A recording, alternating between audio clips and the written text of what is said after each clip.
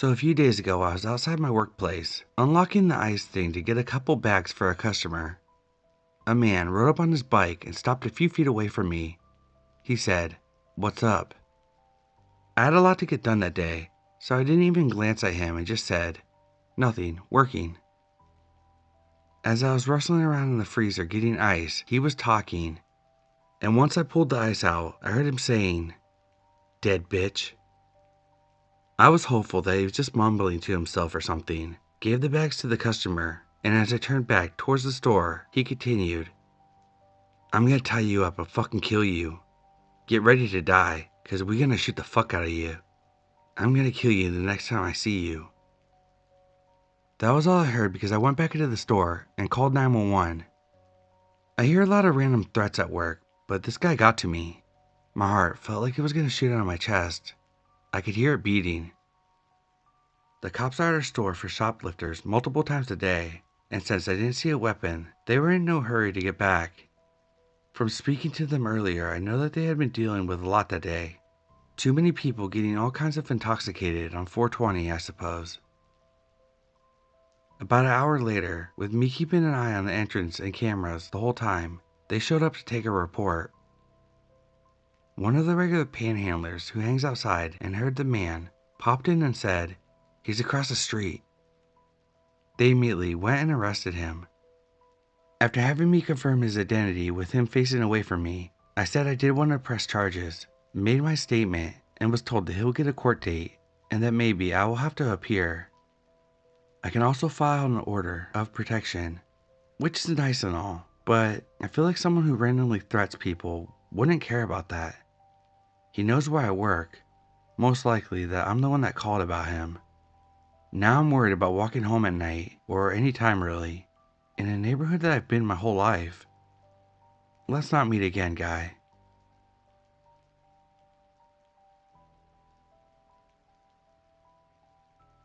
This happened to me and my boyfriend about 2 years ago. We live in a city that has a main downtown area. The city is pretty liberal, but once you get out into the country, it becomes quite the opposite. That being said, the main city and especially the downtown area has a pretty bad homeless problem that has only gotten worse over the years. For the most part, the homeless population is pretty harmless. They know the good spots to hang out. A lot of the time, they just smile at you, and I always smile back, and you go on your way. Sadly, there has been an increase of incidents in the last few years with the rise of overdose and addictive street drugs. I was living in the main downtown area at the time, having recently graduated college and wanting to be close to the nightlife. My best friend that I met in college and I were roommates. We had an apartment right in the middle of downtown. It was a perfect setup. My boyfriend, let's call him Jack, happened to live one block down, and then about 5 or 6 blocks south of that. It was about a 10-minute walk, give or take. It was even closer to the heart of downtown as well, so you can imagine how convenient that made it to hang out and not having to take a car and worry about parking. One overcast Sunday morning, my boyfriend and I woke up at my place and decided to walk over to his so that he could grab some things. We had walked the majority of the way. It really was just a straight walk on sidewalks the whole time. We were on the right side of the road, with the street to our left. We're not 1 minute away from my boyfriend's place when I notice someone ahead that makes me feel a bit uneasy. First off, the guy was walking in front of us in the same direction as we were, with his back to us. I could see he has both earbuds in. He was walking about the same pace, so we weren't about to run into him or anything. In front of him, facing and walking towards all of us, is a different guy. He had a small frame, maybe 5'8", wearing dark pants, a red sweatshirt with the hood up, and a backpack. Even though his hood was up, I could see his face. Some short black hair poked out, pale skin, and these black, beady crazy eyes that I'll never forget. I assumed him to be homeless, as it was an area popular for them. Now, he wasn't looking at us, but rather the pedestrian with earbuds in, who happened to be closer to him, and in front of us. All of a sudden I see the homeless guy run, and quite literally rush the pedestrian in front of us. Like, ran up and then stopped about a half a foot from the poor dude's face. Since the guy had his headphones in, he probably just wanted to mind his own business and walk home quietly. He was clearly taken by surprise and stopped and took one of his earbuds out to see what the crazy dude wanted. Me, while I'm a risk taker, I don't like putting myself in the wrong place when I don't need to be. This freaked me out and I didn't want the guy to notice us and come at us next, so I stepped left off the sidewalk into the street. There's a pretty big lane for street parking and it was lined with parked cars, so I conveniently hid myself from view behind a car. As I continued walking, I heard the guy start yelling obscenities at the poor pedestrian. Things like, "I'm gonna run you over with a car. I'm gonna find you." Like I said, we were not 100 feet from the entrance of my boyfriend's apartment at this point, and after witnessing that, I just wanted to be inside. My boyfriend had continued walking on the sidewalk, and in an instant, I came back in view, and we turned right towards the apartment. Now, the apartment did have a main entrance from the street on the sidewalk, but my boyfriend had just moved in and didn't have the code for the front door yet. All he had was his fob to the parking garage that led to the stairwell into his place. We were using that at the time to get in. We walked up to the parking garage door and clicked the button, so it started to roll up. I hadn't looked behind me at this point. I knew I probably should have. But a lot of times, if you ignore the crazy people, for lack of better words, they will in turn not bother you. So I was kind of following that tactic at the moment. The garage door was open and we went inside. My boyfriend clicked the button to close it. We started the short walk to the door to the stairwell. The garage door was nearly closed. I don't know what prompted me to look back, but I did, and what I saw still gives me chills today. It was a homeless guy from the street. He was squeezing under the garage door while he still could. I remember the chill that ran down my spine as I locked eyes with him and yelled at my boyfriend, "Jack, he's following us." I'm not sure what I expected my boyfriend to do, but he pushed the door to the stairwell open and started running. That was the oh shit moment when I realized this guy had access inside, because the door to the stairwell didn't require a fob or have a lock. Me definitely not wanting to be closest to this guy, I took off running after my boyfriend. As I pushed the door open and got inside the stairwell, I could hear the guy behind me doing the same thing as it was swinging back closed. I looked back and locked eyes with the crazy guy once again, and about shit myself as I realized my only option was to keep running and try to make it inside the apartment and close the door before he got there. Yeah, this guy was smaller, but what really freaked me out is since he had a backpack, I had no idea if he had a knife or gun in there. I mean shit, why else would you chase two people and outnumber yourself? My boyfriend lived on the third floor, of course, so we proceeded to sprint up 3 flights of stairs. I could hear this guy's pounding footsteps behind me. At last, we were at our level and opened the door to the hallway and sprinted to his unit, and without looking back, unlocked the door as fast as we could. Still felt slower than hell to this day. We slammed the door shut behind us. I remember looking through the peephole and expecting to see the guy standing there, ready to yell at us. But nothing. My heart was pounding. I mean, what the fuck just happened? We called the cops and told them what happened to us. I'll admit they probably did all they could, but I didn't feel like it was enough. I was freaked out. This dude now had access and was inside the building with access to all the apartments and residents. I kept imagining him hiding in the stairwell for the next poor soul. Well, the cops came, drove around the perimeter of the complex for a few minutes, weren't able to search inside of the building because apparently they don't have access in, and we're not allowed to let them in. They left not finding anyone. It took me forever to get the urge to finally leave the apartment to go run our Sunday errands, but we did. I'm sure the guy was high on drugs and decided to be crazy that morning and bother some unlucky people. He probably left after he realized he was screwed if people found him there and someone else called the cops.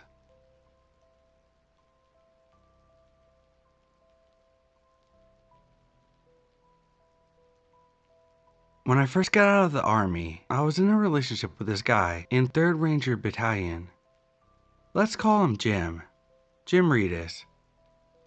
He and I had an apartment together, and I thought I loved him, so instead of going back to my home in Nebraska, I stayed in Columbus, Georgia. Our relationship started out with him being what I thought was protective over me. Even though I was very attractive at the time, I had a very low self-esteem because of an assault I experienced when I was living in the barracks and the bullying I endured afterwards. Things moved very quickly. In fact, we were inseparable from the night we met. Anytime another man looked at me, he would get very confrontational towards the guy. I felt safe and protected by this. It made me feel special. I thought he must really value me if he would get upset by a guy looking my way. At first. Soon later, when we would be out at a bar, he would get hammered every time and act very nasty towards me if he thought I was looking at another guy. This would cause bitter fights, and I would always end up in a fetal position in bed, sobbing. But still, I stayed. The next day, he would always apologize, making excuses about it being because he was so drunk. But then he would proceed to explain to me why what I had done was wrong. It wasn't long before I felt myself isolated from all my friends and family because he was so insecure he made me take all my phone calls on speakerphone. My family begged me to leave, but I was afraid I couldn't get by on my own. Then one night when he came home from the bar in his usual fashion, him screaming in my face and me sobbing, I told him I was gonna get a room in a motel, and he lost his freaking mind. He yanked the keys out of the ignition and threw them in a wood line. He then got out of my car and proceeded to kick in the front quarter panel of my car. He used so much force that the hinges to my passenger door were bent. I told my insurance company that it was a hit and run, or I would have never been able to get the damages fixed. He screamed at me to get inside the apartment, but I couldn't unlock the door without my keys, which he blamed me for. He then grabbed me and started shoving me into the door, first by my shoulder, then with his hands around my throat, screaming, "Can't you see how much I love you?" I rasped, No, I can't." He let go and I fell to the ground in a heap. That night I finally had enough. I was finally so angry that I didn't feel afraid anymore. That morning while he was sleeping it off, I began to make plans. I started by telling him he had to leave and move back to the barracks. When he refused, I had to get his chain of command involved to make him leave and go back to the barracks, someone's couch, in the street, just as long as it wasn't with me. He stalked me mercilessly. I filed for an OP, but he bullied me into dropping it. I knew I would never be free from him if I stayed.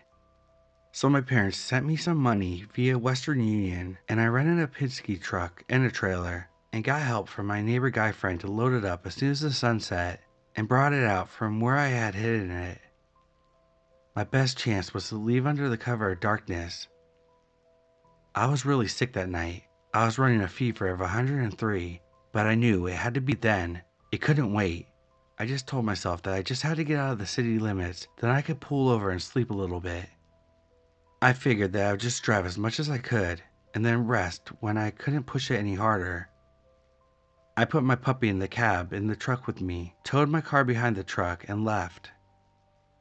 I don't know how, except through divine intervention, but I somehow managed to drive nonstop from Fort Benning, Georgia to my parents' home in rural Nebraska. I stopped only for fuel, at which time I would feed, water, and walk my little dog, Scruffy, use the facilities, and get what food and drink I could afford on my meager budget. I drove 14 hours and pulled into my parents' drive around 10 a.m. Central. I crashed on their old couch and slept for nearly 24 hours straight. I still hoped for nothing but pain and suffering for him. He turned me into pills, then coke, then crack, all while he was on active duty. He was a scumbag of a soldier and a man. He reached out to me on social media a couple years ago. I told him what a piece of steaming shit he was and told him to rot in hell. It felt amazing, even after all those years, to say this to him, and him be the one stammering. I'm actually glad he reached out to me and gave me the opportunity to verbally rip him into shreds. I'm not afraid of you anymore, Jim. So let's not ever meet again.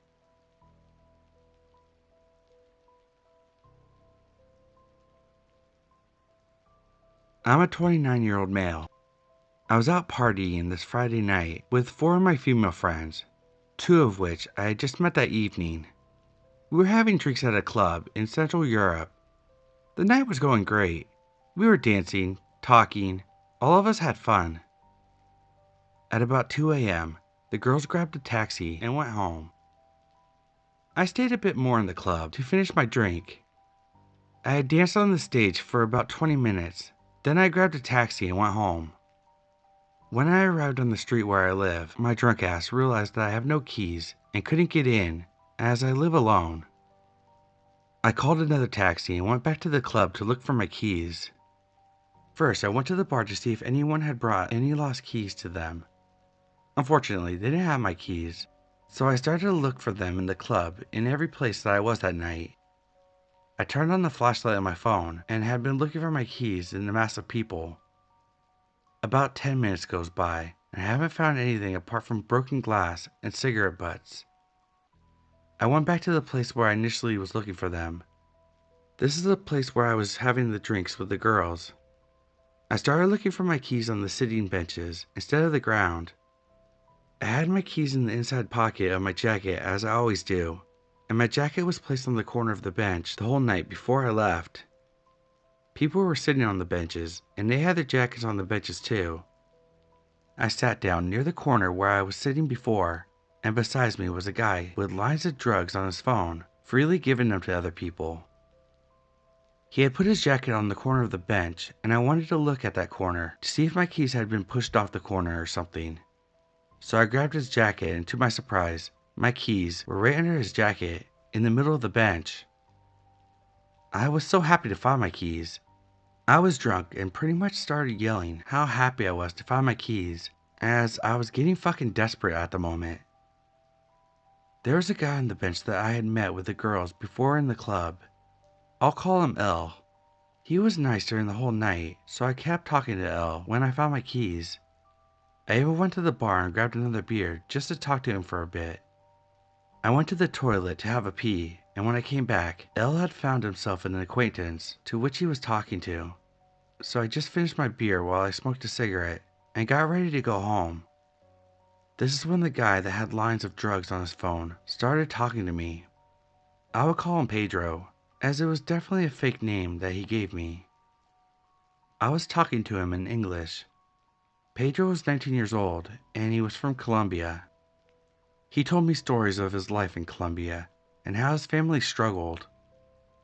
He told me that his father died recently, and he is the oldest son, so he's in Slovakia trying to make some money for his family. He even showed me photos of him and his family back in Colombia. I sympathized with Pedro and was feeling sorry for him. After about 20 minutes, El scored with a girl that he had met, and he said that they were going home. He asked Pedro if he has any MDMA on him, and Pedro sold him some. People around the bench had seen what was happening, so they wanted to get some drugs from Pedro. So he started to make lines on his phone. I told Pedro I'm going home and wished him best of luck, grabbed my jacket and started walking. This is when Pedro called out to me and stopped me, said that it's late and that he should go back to his hotel too. He scratched the drugs from his phone onto the table, took his belongings, and told the people that they could finish whatever was left for free. Pedro and I walked out of the underground club. When we were outside, he asked me if I could walk him to his hotel, which was nearby, a 5-minute walk. He told me in the club that he has no friends, no family in Slovakia. I really sympathized for him. I told him sure, I can walk you to the hotel. We were talking the whole walk, and he was saying real nice things to me, like how I get his situation and how good of a person I am. When we arrived at the hotel, the door was closed, and he messaged someone to come open the door for him. He asked if I wanted to have one last beer with him, to which I said sure, but I'll be on my way as soon as I finish the beer. Some girl came and opened the door for us. They had spoken Spanish as they greeted us. The hotel itself didn't really look like a public hotel. There was a reception and stairs up, and on the left was the dining room. Pedro told me to wait for him in the dining room. This was like 5 a.m. already. I went into the dining room and there's a girl sitting with her laptop. I greeted her with "Hola" and sat down. Pedro came after about 3 to 5 minutes with 2 open cans of some beverage. There was a parrot and a Jack Daniels logo. The can was a gold color, I think. This is the moment that I should have been suspicious and not drink from an open can. My naive drunk ass overlooked the fact that I have to drink from the can. I was talking to Pedro about drug cartels in Colombia and how their politics are fucked up. After about 10 minutes, I started feeling weird and looked over at my phone. My hands and eyes were tingling. I was quickly aware of what was happening now. I turned on the location and mobile data on my phone and put the phone in a different pocket than I had all night. Pedro started asking me how I was feeling, to which my adrenaline levels blow up. I started to think that I'm being abducted by some Colombian human trafficking ring. My sight started to weirdly tingle and the lights were blinding me. My jaw was messed up, as if I was pushing my teeth together. I have taken drugs in the past, and this felt like a stimulant and a disassociative, which was really weird for me to understand. I tried to keep my voice calm and mind present. I told Pedro that I know what was going on and asked why he gave me the stimulant, if he was trying to make me unconscious. Pedro's hand started to shake and he didn't answer me. The girl on the laptop looked right in my eyes, the first time she even moved her body. Pedro grabbed his phone and started to write down something on WhatsApp. I tried to convince Pedro that they made a mistake with the dose and that I was fine, apart from knowing that they had drugged me. I think that Pedro had drugged me in the club while I went to the toilet, which is why he quickly got up when I was leaving. Everything I said, Pedro rewrote to someone else, and he was waiting for incoming messages before saying anything to me. I started to talk to the girl too, told her that I don't give a fuck about what they're doing there, but I'm walking out. At that moment, I remember saying that I get what Pedro's doing, but I don't get what the girl's part of this was, to which I pointed a finger at her.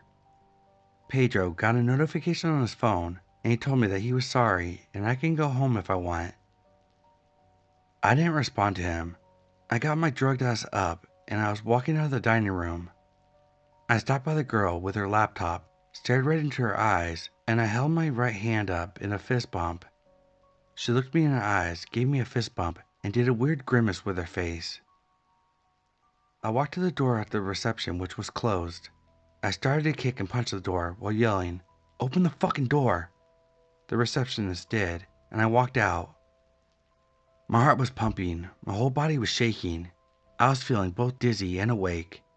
I ran to the main street and I was calling my mom to come get me as fast as possible, but I didn't know where I was. I was feeling disassociated and I couldn't really apprehend what just happened. As I got to the main street where a bus stop was, I started feeling very paranoid. There was a white Mercedes SUV that stopped right at the main road near the bus stop that I stood at. They turned off the car lights and were just sitting there. I told all of this to my mom, and she told me to look for a camera. I found one and stood right under the camera, which was at the bus stop, to make sure that I'm being seen. I was feeling and talking weirdly, to which my mom told me to talk to her, to tell her what I could see around me. I had seen a few people that walked down the main street. Everyone was on their phone and occasionally looking at me. One guy came close to the bus stop and I approached him while I still was on the phone with my mom. I asked him what does he want from me, and he was like, "I'm sorry, do I know you?" To which I said that I'm sorry. After about 10 minutes of me being on the phone with my mom, the white SUV turned the engine on and left. My mom came by car soon after. I was walking to her car on the road, but I couldn't walk properly. I felt paranoid, tons of adrenaline going through my body. My heart was pumping so fast that I thought I was going to have some kind of seizure. I managed to get to my mom's car. She was in her pajamas, very scared. I started to tell her everything that happened. I told her to drive around the city instead of driving me straight home, just in case they were following us. We were driving around for maybe an hour, talking about what happened during that night, how the inside of the building looked and all. My jaw was going so crazy that my mom could hear it, and she was really scared for me. The whole ride I was feeling really weird. At one point, I felt like my soul left my body. I can't really describe it. I didn't feel like myself, like I'm not real. Lights were blinding me and my vision was blurred and tingly, like my eyes were going up and down all the time. I did not feel any rushes of euphoria or anything. I thought that they gave me some mix of drugs. I arrived at my home around 7:30 a.m. My mom stayed home with me, comforting me. I tried to sleep but I couldn't. We were talking about going to the police and also if I was in any kind of danger anymore. At around 11 a.m., I fell asleep. During this time, my mom cleaned my apartment and my sister came to visit me. I don't know what I would do without my family. One of my girlfriends that was with me during that night came to visit me. As I talked to her, I thought I got some kind of episode, like schizophrenic or something. Why the hell would I be a target of something like this?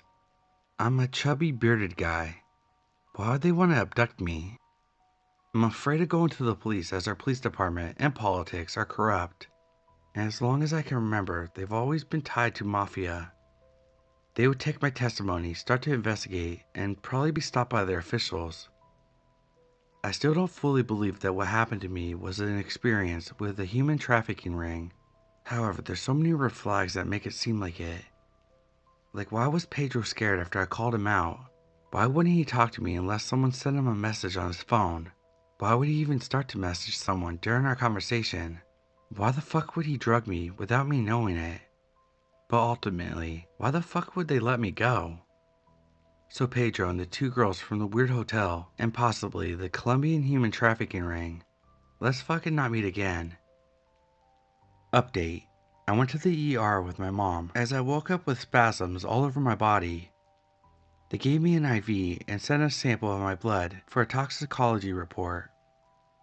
They did some tests, EKG and blood pressure, and they sent me home approximately 3 hours ago.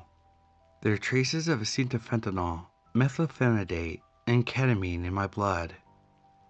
Also, while I was being given an IV, the doctor said to my mom that this is not uncommon, that they have had lots of patients who have been unknowingly drugged during the last few years. He said that it wasn't common before.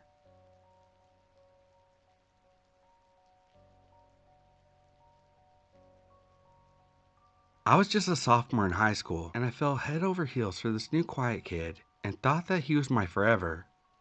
Crazy, but I would actually go on to marry down the road just 1 week after graduation. High school sweethearts. Huh, looking back, I can see all the red flags I noticed, but ignored because I was young and eagerly wanting to be a grown-up. Fast forward, the night before my wedding, I was going over last-minute wedding details with my mom, who is easily one of the most caring and selfless people I know. So bless my sweet mama's heart when I asked her if she would be mad if I decided that I didn't want to go through with a wedding. But me being me, my mom thought I was messing with her. I couldn't tell her the truth what was going on now, so I took a deep breath and forced out a believable chuckle. She generally thought it was just one of my jokes. I went on to finally tell her the truth almost a year after I escaped him, and she still feels bad for not taking it seriously. No one knew what was going on behind closed doors, but makes sense. I honestly was his biggest PR team. Only 2 hours had passed since saying I do's, and he was throwing me out of his truck in my parents' driveway, cussing and yelling at me that he wanted a divorce, recklessly driving off. So much for the honeymoon phase on our actual honeymoon. I ran inside and my dad came out of the bedroom and he couldn't understand a word I was saying, but he was basically trying to ask me what was happening. I say it as loud and clear as I could, while uncontrollably sobbing. He left me. How could he, on our honeymoon? My dad is pissed, but then tries to relax, like maybe he forgot something, pulling a bad joke, or something like that. Then we see his truck flying into our driveway, and my dad smiles and says, "See, he's right there." I wipe my tears and walk out the door. and tell him, yes, it was a prank. Inside, I was screaming. I was so embarrassed for myself because now I look crazy. But if I wanted to save this relationship, they could never know the truth. Months go by and he starts being sweeter, ever since we had to be long distance because he was in the military at training. But soon I would be packing up my life and moving to Texas with him. I could tell that my parents started seeing the cracks that I worked so hard to glue together. My mom even picked up my phone on the table, mistaking it for hers, and saw a huge message from him and just started crying, begging me to stay because he was not a good person. But I assured her that this was way out of character for him, a lie, and that he was just lonely. I knew she didn't believe me, but she also knew that I was stubborn and was gonna do whatever, regardless of her concerns. After just a few weeks in Texas, I knew my life was in danger. It was Thanksgiving Day and my family just called to check on us and tell us Happy Thanksgiving. And at the moment I hung up, the man I thought was my soulmate started cursing at me and saying that I need to stop talking to my family because he's my family now. I let out a little chuckle, thinking that he's gotta be joking, and he picks up our wedding glasses and throws them directly at me, shattering all around me. Shocked, I didn't know what to do, so I walked over with a broom to start sweeping up the broken glass. You may be reading this and think surely he was done throwing a tantrum by now, but no. He then throws picture frames at me while I'm sweeping up the glass. Honestly, that broken glass on the wood floor was just a metaphor for any love I had left towards that man. I broke that night. I stopped seeing him as my other half and more of a monster that I'm now stuck with. I became very depressed, and he loved that. He would break me down over and over again just to get a reaction. 2 months go by, and one night he completely lost his shit over the washer and dryer people messing up the days that they were supposed to come out, and he started pacing back and forth, mumbling words that I couldn't quite make out, but demanded that I call and fix it. He grabbed me and sat me on the couch telling me what to say, and that I better not fuck it up, like a damn negotiation. This man was paranoid as fuck, making comments that they were doing it because he was a soldier. Then he started blaming me, even though I wasn't around him when he called in the first place. But he still yelled at me for hours until he walked into the bedroom. I'm on the couch still, processing this fucking moment. He said, "You're so fucking stupid. This is your fault. Did you plan this with the workers just to make me look dumb? Or are you really just as fucking dumb? Huh? You fucking bitch? That's why I fucking thought you no good fucking ungrateful bitch." "You know what? I'm done," I replied. "You won't do anything except complain and bitch at me, blaming me for everything. All you do is cuss and yell at me for no damn reason." He looked at me with this look I've only heard other victims try to describe the best that they could describe it. A darkness in his eyes, like an emptiness that still causes me nightmares to this day. Without hesitation, he lunges at me in the middle of the day with our curtains open, door wide open, neighbors out and about. He throws me against the wall and starts choking me. I slowly see black, but he lets go only for a second because then he slammed my entire body on the floor. At the moment, I either blacked out or my brain was trying to shield myself from what was happening. But piece by piece I would come to, and he was holding me by my shoulders and just repeatedly slamming me on the wood floor. My screams were ignored by people outside. I pleaded for anyone to call the police and repeated yelling for help over and over. My fight or flight takes over and chooses flight. I ran to the main bathroom and locked the door, frantically calling my mom because, in the moment, I just wanted to hear her voice, unsure if it would be my last time. But my poor mom didn't know the nightmare of the phone call until it was too late. She was with my sister and my dad, and she put me on speakerphone because they usually do this so they all can talk to me. But instead they hear me screaming for my life and hear my ex calling me awful names and telling me to get my ass out there and unlock the door. They were confused, and my dad was ready to come and kill this asshole himself. But then silence. No more banging, just me softly crying. And just to calm my mother over the phone that I'm alright and I know that I need to leave him. But I had to do it in the safest possible way because if he were to catch me, I may not make it out with my life. When I walked out of the room, my ex was just sitting there with a blank stare, like nothing happened. This was the theme throughout our 3-year relationship, but I could no longer ignore the escalation of his behavior. So one night, I put my escape plan into action. I was gonna make a run for it. It was 2 a.m. Keys to my Pontiac were on the kitchen table, and he was asleep in the bedroom that I wasn't allowed in. I busted out of the guest bedroom that was my prison and beelined it to the front door as quickly as I could. 9.5 hours to my home state, only stopped in Dallas to fill up for gas. With every mile I put in the rearview mirror, I felt something inside reassure me. I'm free now. Forever scarred, but most have healed or faded. 100% believe had I stayed, I'd be 6 feet deep. So to my abusive ex-husband that I fled from that late February night, let's not meet again ever.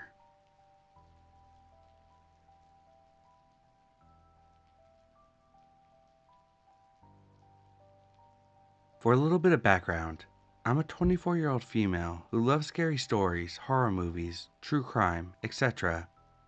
It takes a lot to scare me, though I haven't actually experienced many terrifying, life-threatening events, fortunately. On to the story. This was during the middle of August in North Texas, summer of 2023. So the nighttime temperatures were around 100 degrees. My dad and one of my brothers, who's 11, drove about an hour north into the countryside to go stargazing for my brother's scout merit badge. There are some twisty gravel roads in the forest as you approach Black Creek Lake. We got to see a coyote, a deer, and 2 raccoons. We live in a city, so we don't often see such animals. We thought that would be the excitement for our night. We finally made it to the recreational park grounds beside the lake. The layout is simple. If you're standing in the round parking lot, then the campgrounds are to the northwest, the lake is south, and the path in and out is to the east of us. There are no official campgrounds to the east of this area, which is important later. We got there around 10 p.m. and we set up. We were able to successfully see some stars through the telescope, as well as Saturn, which was exciting for us. Throughout this whole time though, there were 2 parties, or what might have been a group of people in the parking lot and surrounding area. One party was kayaking, and then later fishing from the boat ramp area west of us. To the north in the lot were 2 cars. From that direction we were constantly hearing a loud, irritating voice of a woman who was obviously in a bad mood and didn't want to be there. She continuously cursed at someone, or no one in particular, and at one point was mad at someone for taking her keys and obstructing her from driving, which obviously made it sound like she was drunk or under some other influence. At one point in the night, around 11 p.m., we hear someone loudly, sporadically honk one of the car horns over and over again in random patterns. Then we hear the obnoxious woman rudely tell someone to wake up over and over again, then proceeded to hold down the horn for a few seconds at a time, and continuing her assault on the horn and our ears. By this point, my family and I are just about ready to leave due to the loud commotion. I personally was fixing to go over there myself and tell her off, but I knew that probably wasn't a good idea. I definitely didn't want to put myself and my unborn baby in any danger.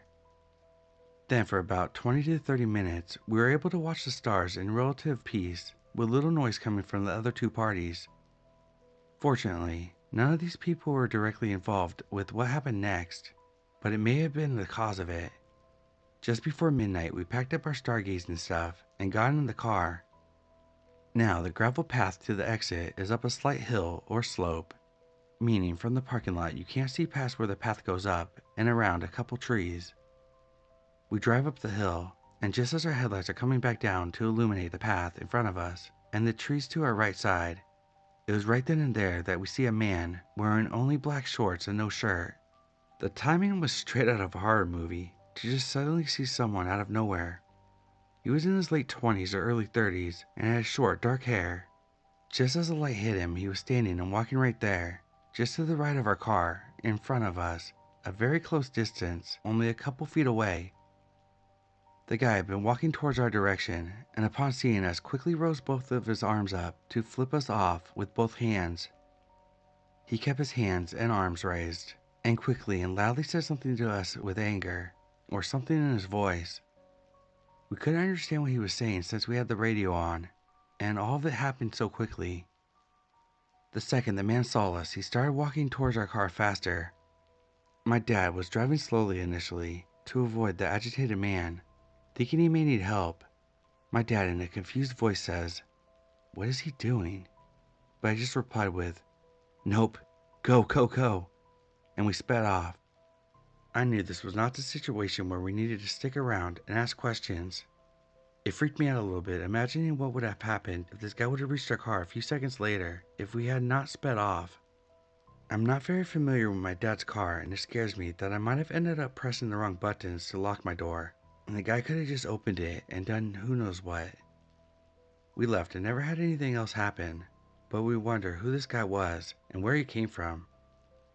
The direction he was walking from had no official campgrounds, only the forest. Maybe he lived in one of the scattered houses in the woods we passed by on our long journey.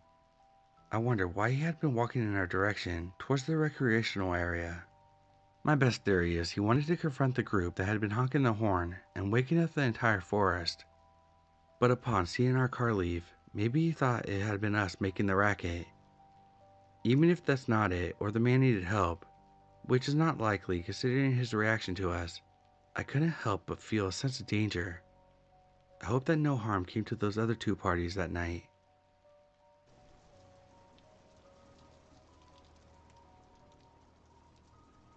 Before I start, I must say that I haven't told many people about this, mostly because it was a very scary experience for me. This happened in Kelowna, Canada in the 80s. I'm male and was about 14 and was babysitting at the neighbor's house while the parents were gone. They had a nice house, like most in the neighborhood, and it was right on the corner where two streets connected. My house was right outside a bus stop, across from theirs. This happened pretty late at night in the winter, so it was dark out, maybe 11 or 12 at night. I was sitting on the couch when I thought I saw something out the back door. It was one of those glass doors that leads to the porch. It was weird though, because I couldn't see much. You know when the lights are on inside and it's dark out, so you can't see anything but black and your reflection. That's what I saw. But I could have sworn it looked like someone was out there, so I got up and walked to close the windows. It definitely looked like there was something there, but I still couldn't see. I got closer, still couldn't see. I honestly should have just turned on the outside lights, but instead, I put my face up to the glass, cupped my hands by my eyes to look out. Maybe about an inch from my face, on the other side of the glass, was a man. He looked tall and pale from what I could see, which wasn't much, and he was staring at me very scary. Keep in mind, he would have been watching from the backyard. Naturally, I jumped back and let out a short scream, but stupid teenager me didn't call the cops.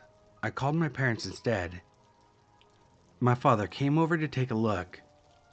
There were still footprints in the front and backyard. I don't remember much after that because it just felt like a very unreal experience. You never expect that stuff to happen until it does. Anyway, hope you enjoyed the story because I sure didn't enjoy experiencing it.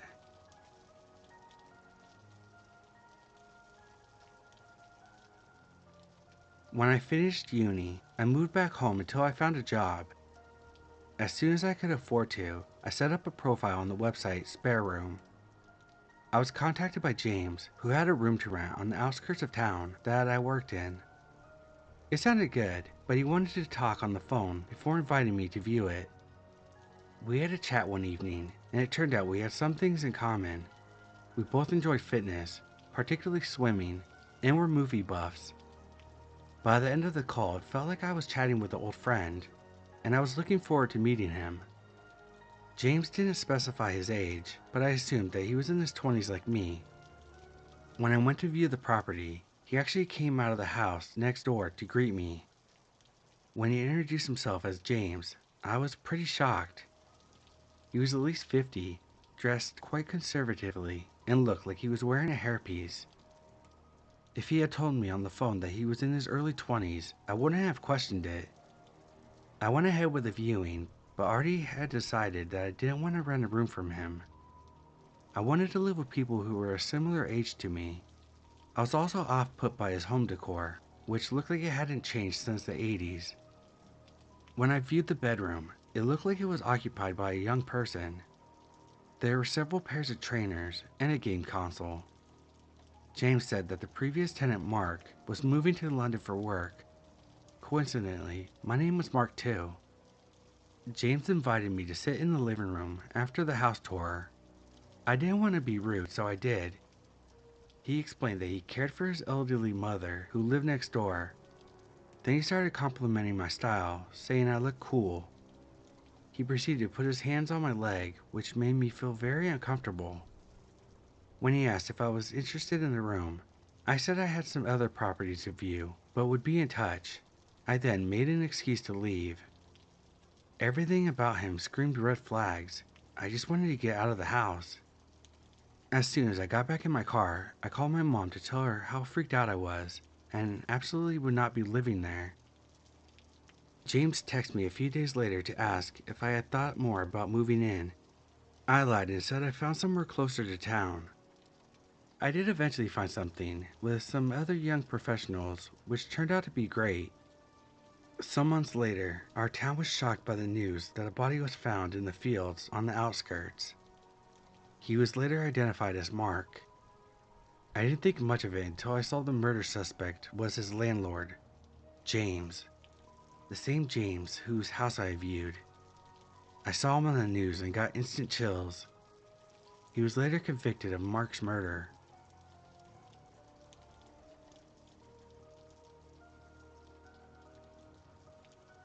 I feel lucky that these encounters all happened in public places. For reference, I'm a 24-year-old female. I have freckles and naturally red hair. I'm about 5'7". The first time this man, who appeared to be about the same age and height, approached me while I was in a popular downtown bar with my best friend. I saw this man approach and I was not interested, so as not to lead him on, I kept my responses short. The conversations went as follows. His intro line was, "You have so many freckles. They are in such random places. That's how freckles work. That is how you know you're a real redhead." I was creeped the fuck out at this point. I am well aware. He lingered to ask a couple more pointless questions until my friend and I managed to get away. My friend and I ended up going to a different bar across the street a little later in the night. We had settled into the new bar, a little drunker, and my friend went into the bathroom, leaving me at the high top table up against the wall. The same man appeared out of nowhere to my left and put one arm against the table and the other against the wall, so I had nowhere to go. He said to me, "You're the redhead from before." Fellas, never physically trap a girl you're trying to hit on. I was extremely uncomfortable, but I figured my friend would be back soon and would be able to help me out of the situation without causing a scene. He asked me several awkward questions. Meanwhile, I had secretly texted my friend to hurry back and save me from this creepy guy. He then asked, "Take a picture with me." Why? For the memories. I was still trapped, and I was hoping that if I complied, he would leave me alone, so I let him take a picture of us while I was smiling a fake hostage smile. My friend had reappeared, but was standing by the bar and not approaching the table.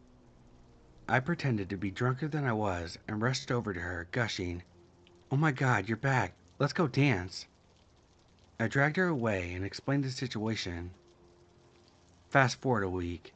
My next encounter with this man was at a completely different and very busy bar with a different female friend of mine. I was having a good time and suddenly I looked to the left and this man was, I kid you not, running in my direction, phone outstretched, with a picture that he forced to take with me on his screen. I had enough and was done being polite to save his feelings. As I sat there scared, I told him, "Leave me alone, you creep me out." He venomously replies, "Well, you're an ugly bitch anyways." My friend catches wind that something's going on and as he walks away, they offered to protect me if needed. For months, I thought that would be my last interaction with this man. I was wrong. I had taken it as a warning, an example of how men's demeanors can change once they've been rejected, and it was chilling. 7 months later, I had forgotten about the prior encounters, and I was casually browsing the drugstore makeup display at night after the gym. I was looking down at a product when my spidey senses started going off. Someone was standing on the other side of the display and staring at me in my periphery. I look up and this man was 2 feet in front of me. I did not yet realize, but it was the same man. He asked me if the drugstore we were in sold chapstick. It's a drugstore. Everyone without fail sells chapstick. Taken aback, my initial thought was that he assumed that I was an employee, and I replied, "I don't work here." He smiled a slow smile, maintained eye contact, and said, "Okay." We both continued shopping until he returned to another makeup aisle that I was in at the store. He said, "I think I've met you before." I told him I don't believe we had, as I truly didn't remember him yet. He began to ask me questions that every girl my age in the city would answer yes to. "Have you been downtown before?" "Well, yeah, everyone has." "But like every weekend?" "Not every single weekend." "No, but last summer, with girls." At this point, I was getting a really bad feeling in my stomach. Everything about his body language, demeanor, and the things he was saying felt off, and he was staring. He insisted 2 more times that we had met and would not let it go, so I suggested, "Lots of people confuse me with other redheads they've met before. I'm sorry, I don't remember meeting you." He stared at me another moment and slowly said, "No, I know the redhead I spoke to." I began walking to the register and he followed. As I walked, it finally clicks in who it was, and I was afraid. His social awareness and weird questions made me sure it was him. I played it cool until I paid for my items and I was leaving the store. I didn't look back, but I knew he had items to pay for before he could follow. So as soon as I was at the door, I sprinted to my car, got in, locked it, and sat for a moment stunned as I processed what happened. I came to my senses quickly and I drove to the parking lot exit. I looked back and he was just outside the doors of the pharmacy, his head looking back and forth across the parking lot looking for me. I knew he saw my car leaving the parking lot, and since it was night, only a few people were at the pharmacy, so it was clearly me leaving. I took note of the car that he was walking to and decided to take an extra long route home to ensure I wasn't being followed. This route led through a wealthy neighborhood at the far east end of my city, so there is nothing that way aside from high-end homes. I looped through a roundabout in this neighborhood, and I saw a car matching his drive straight through. There was no way to know if it was his, however, it was chilling. There were no signs of his car after that. A couple weekends later was my final encounter. It was St. Patty's Day, and the bars downtown were as packed as I've ever seen them. I was in the same bar he had first approached me in the months before, but I was alone as I was waiting for a friend to get through security. He rushes up to me from the crowd. He says, "Hey, I know you from the pharmacy." I had to assertly tell him to leave me alone multiple times. He kept asking, "Why, do you have a boyfriend?" I responded again, saying, "None of your business, leave me alone." It is interesting how some men only seem to take another man's claim to a woman as a no, and not a woman's obvious and direct disinterest. To this day, another 7 months later, that was the last I saw of him. I'm lucky these encounters were in public. They could have easily turned violent otherwise. I wrote this hoping to show other women being assertive and at times rude is completely okay and necessary to protect yourself.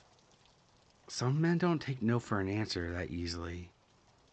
To this day, it baffles me why he was trying so hard to make me remember him after he called me an ugly bitch. Always stay vigilant, ladies.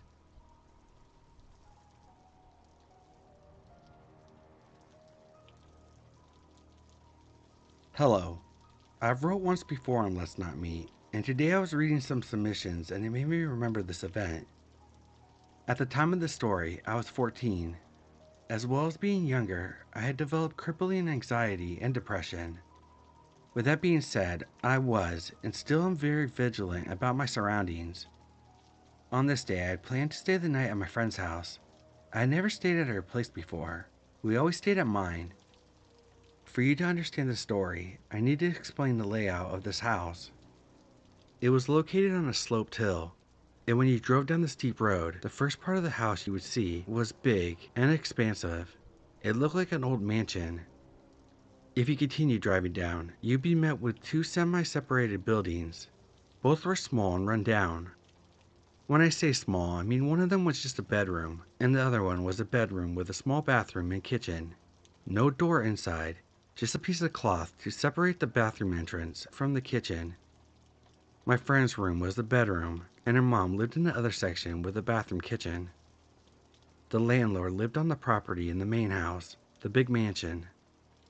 It was located in the middle of the woods, and when I say that, I don't mean it lightly. I mean all you could see was the expansive Australian forest.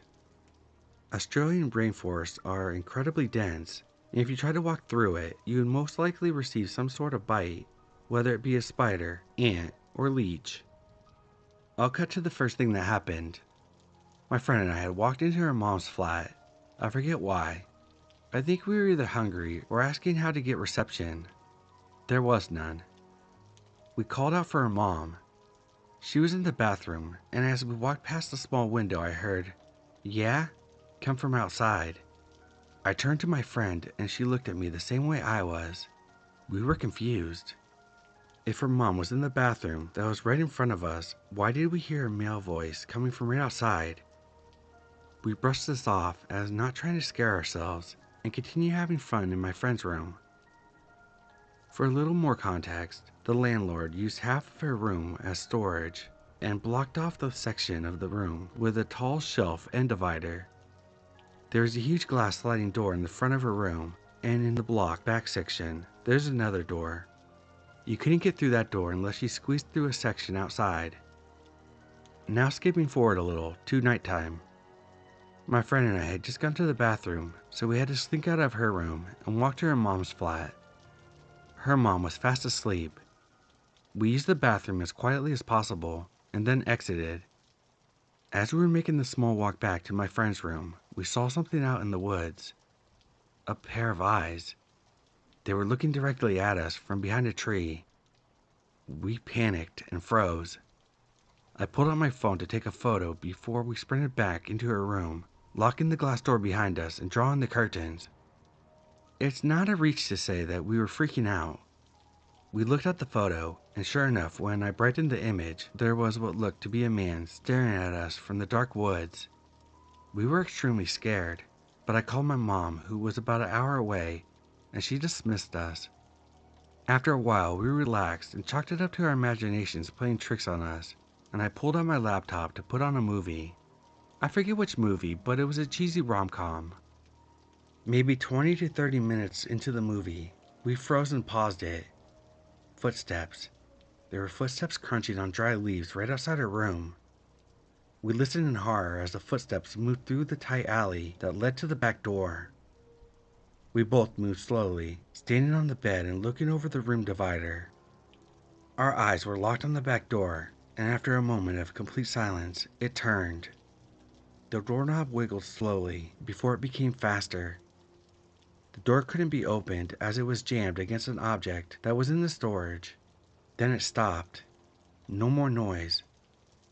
We were crying, holding each other in our arms, trying to be as quiet as possible. Then the footsteps slowly crunched on the leaves in the opposite direction, back to the front of her room.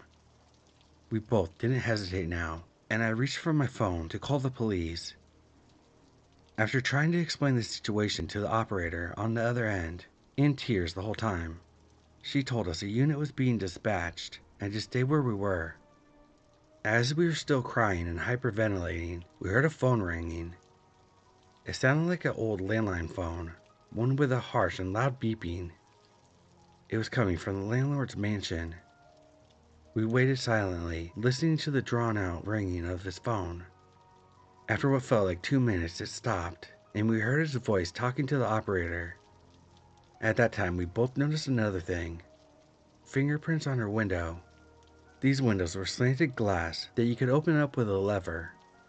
Whoever left those prints reached up, cupped their hand around the top of the glass, and dragged their fingers on the dust. It wasn't there before. Soon, the landlord walked to the mother's unit and told her that the police called him. He seemed extremely upset and told her that he made sure that they didn't send a unit. Her mother came into her room and we explained the situation. Both the landlord and her mother didn't seem to be bothered by the fact that a man just tried to enter our room. I couldn't stay the night, and neither could my friend. We were both too scared to spend another minute there. I called my mom and she came to get us at about 11 or 12. We dropped my friend back the next day, and when we got there, her mother told us something that I couldn't pass off as a coincidence. The night that this happened, it had been raining, and there was a strong wind, but not strong enough to do this. Next to her mother's unit, she had a pole that held beads and fairy lights. During the night, right after her and I were picked up, it had been knocked down. Keep in mind, this pole was literally embedded in cement and tied to other items with zip ties. There's no way it could have been the wind. That pole was sturdy. I'm still unsure of an explanation to all of this. It may have been her landlord. I'm not too sure. It could have also been her stepfather, who was pretty insane. Either way, to the man, or whoever it was, who tried to break into our room, please, let's not meet again.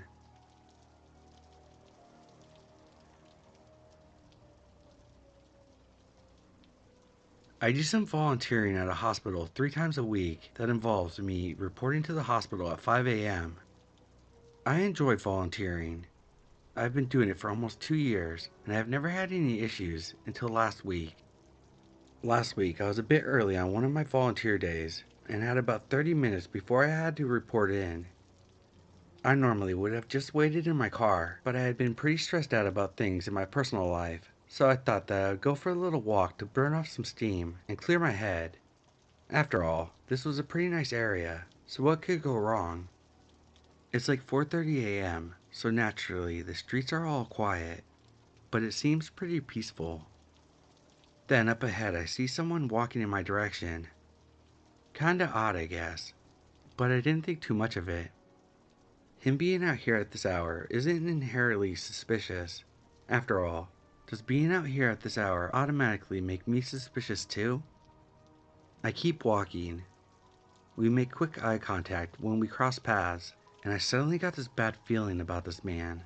I can't explain it other than instincts. Sometimes you just have a bad gut feeling about someone, you know? That's what I felt as I passed this man, and I immediately went on high alert and made sure that he wasn't going to approach me from behind or something. Very soon after walking by this man, I'm talking about 15 to 20 seconds, I passed by one of the many parked cars on the street. Except this parked car is different. There's a man sitting at the wheel. The man waves at me and beckons me over. Again, pretty darn creepy, but not inherently worth freaking out over. But as I keep walking, I realize while the car was parked, it wasn't off.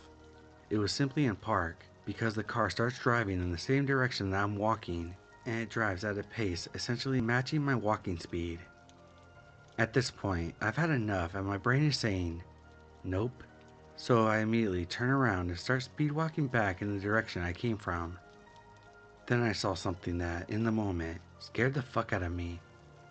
The first man that I had encountered walking in the other direction, which was now probably like 40 seconds ago, was now standing pretty close to me, like way closer than someone who had been walking in the other direction should be.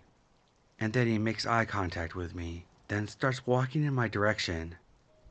I'm incredibly suspicious and more than a bit nervous at this point, and because it's pretty dark out, I decide to play a hunch. My car keys fold out in a manner very similar to a switchblade, so I immediately pull it out, press a button to make the key fold out, and stare at him for a second. I believe he was caught off guard because he stopped walking for a second. Well, that second was all I needed. I immediately took off running at top speed, crossed the street, and kept running down the street.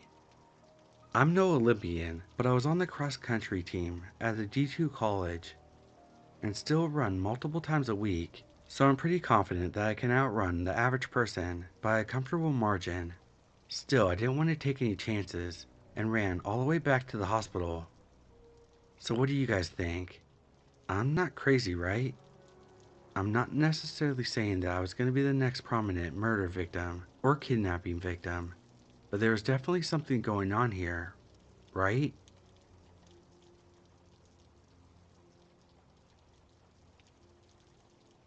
Someday in July 2023, my best friend called me to hang out. It was raining, and we thought going to his house was a good idea. He lives in a small apartment on the 5th floor. He has a balcony, and there's a small courtyard just underneath it. Like usual, I leave my house and walk. We live about 5 minutes from each other. I call him on the intercom, and he opens the door. I'm going into his apartment, and we decide to eat something. After that, we played some GTA 5 and listened to some music. It started to get boring, so we went outside on the balcony to smoke, and as we smoked, we saw a police officer in the courtyard. He seemed extremely stressed, traumatized, and he was smoking a cigarette while his hands were shaking. He was searching for something, searching in the bushes, in the trash. He didn't stop walking around. Inside of me, I already knew something was wrong. We went back into the apartment, and everything was calm. We chilled out there for a few minutes, and then decided to go out and meet a friend of ours. As we opened the front door, we saw the apartment next to us filled with tons of cops. They all seemed stressed as well, but we didn't know anything yet. We went down the stairs to leave and were stopped by two officers. They started to ask questions. Did you hear people crying in the last 20 minutes? Have you noticed anything weird these last few days? I said I didn't live here, and my friend said no.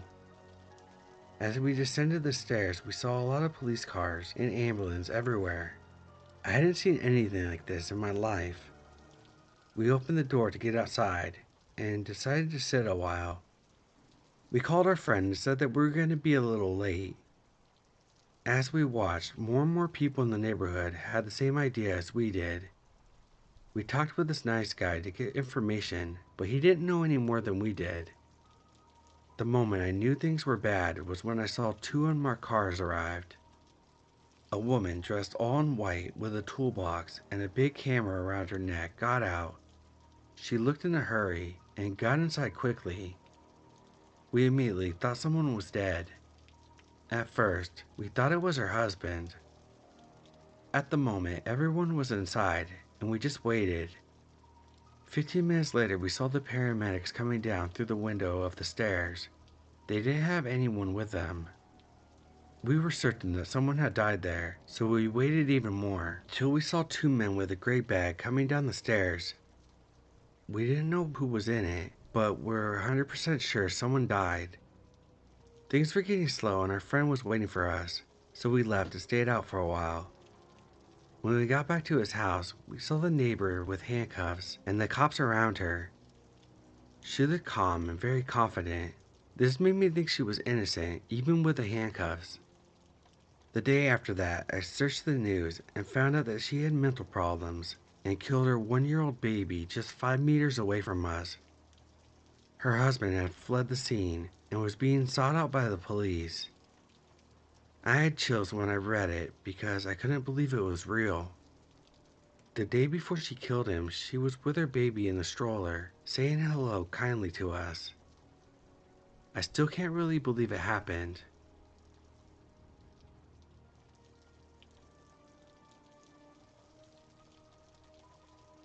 Hi all, 34-year-old female. I'm not looking for advice, I just want to share my story. Many years back, I dated a man-child, relatively the same age as myself. We got along quite well. He presented gentlemanly, hospitable, kind, and loving. In hindsight, things escalated quite quickly. We went from being friends to being exclusive within a month. Not enough time to truly know someone. This story is quite lengthy. I'll do my best to shorten it without leaving out integral details. We saw each other daily. We mostly hung out at his home. That was fine with me in the beginning, as I'm rather introverted. A couple months into our relationship, I started to question why we weren't leaving the house, why we weren't going out and experiencing new things and trying out new hobbies. His responses were always cloudy. He always tried to redirect the conversation, thinking I was stupid and I couldn't tell that this was an obvious avoidance tactic. That was the point where I started becoming curious, and from there it went downhill. I'm not an intrusive person, but considering he was my partner, I had the right to inquire as to why we were isolating ourselves. After some mild questioning for a few weeks, I noticed he began to create distance. This noticeable change was hard to ignore, and pretty much confirmed my suspicions. However, I'm not going to make a decision based on assumptions. I'm ashamed to admit this, but one night while we were sleeping, I went through his phone. I still feel disgusting even though I found 100% proof that I was a side chick. I could not believe it. I still can't. I was with this person daily. It obviously confirmed why we were so confined to his house, but it was perplexing because she had no idea about me. It was about 2 a.m. when I looked through his phone. There was no way I could sleep beside him for the remainder of the morning, so I quietly got out of bed, collected my things, and went home. The next day, I believe he realized what had happened. However, he never contacted me to see why I left. Things remained silent for the entire day, and then I received a phone call later in the evening. I confronted him. Again, I'm ashamed to say this, but I did take photos of the evidence as I knew he would try to gaslight me. The fury in his voice was palpable. He did what a usual abuser would do, blame me for going through his phone while totally ignoring his infidelity. It was utterly pathetic. He had created this delusion that I was going to contact the other girlfriend and tell her all of his wrongdoings, all his infidelity, lying, cheating. I would have done this, however, while I was looking through his phone, I realized that the girl was very sheltered. She was completely oblivious to what was going on. I was afraid that he would retaliate against myself and her, and I thought to myself that she would eventually find out. I do regret not informing her. However, my decision was my decision, and I can't change that. This is where my nightmare begins. He was so paranoid and confident that I was going to contact his girlfriend, that he would constantly call me daily and make vague threats against me. I persistently advised him that I would not contact her, that it was none of my business, that she would eventually find out that he was a deceitful, inept brainworm, sooner or later. All I wanted was for him to fuck off, leave me alone, and never speak to me again. That was my only request. He obviously didn't take my kind words so well, and he continued to harass me. Only a few days later, things completely erupted. His paranoia exceeded to levels I've never seen before. He sent me threatening messages with the context being, "I have compromising photos of you, and I will release them," as he believed that I would ruin his relationship. I couldn't believe the delusion.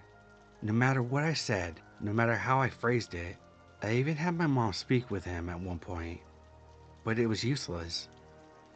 I sent him a message stating that if this was true, and if he ever messaged me again, I was going to call the cops. 5 minutes later, I received 11 messages in succession. A few were videos, photos, and personalized animation of myself. I had never seen those images, videos, and animations before. These were taken without my consent. These were extremely intimate and compromising. Unbeknownst to me, he had cameras set up all around his room. These weren't just threats, these were screenshots of these images, videos, and animations uploaded on various sharing sites. Luckily, he lacked intelligence. He sent me the evidence. There was nothing I could do to stop the uploads. I immediately went to the police. They did manage to take some down. However, There were no promises, as once a photo is uploaded, it could be immediately archived. This forever altered my life. I don't see relationships the same. I can't be intimate. I can't form strong bonds. I've become apathetic. I'm forensically observant. I have difficulty trusting everyone, even my family, and so much more. In conclusion, the police were rather efficient and treated me well. I was granted an immediate protection order, family violence order. He broke that quite quickly and called my phone, trying his best to apologize, begging me to drop the charges. He was so pathetic that he got his mommy to bring me and tried to persuade me. I immediately called the police and they took immediate action. This ended up going to court. I won. It's not the result that I wanted. However, he did get his name on the good old sex offender registry, which is far more egregious than people may think. Nevertheless, this is beyond life-changing. To all who have gone through this, I'm sorry, and I feel your pain. Be careful around people who you think you can trust. I know that's quite nihilistic and pessimistic, but those are some of the unfortunate aspects of life. It's quite paradoxical. Humans are social creatures, but many humans are pure rat shit.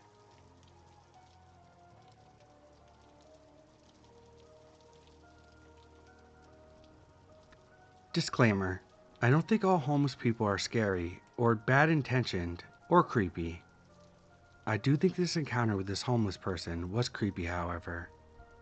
This happened in 2019. I was 25 at the time.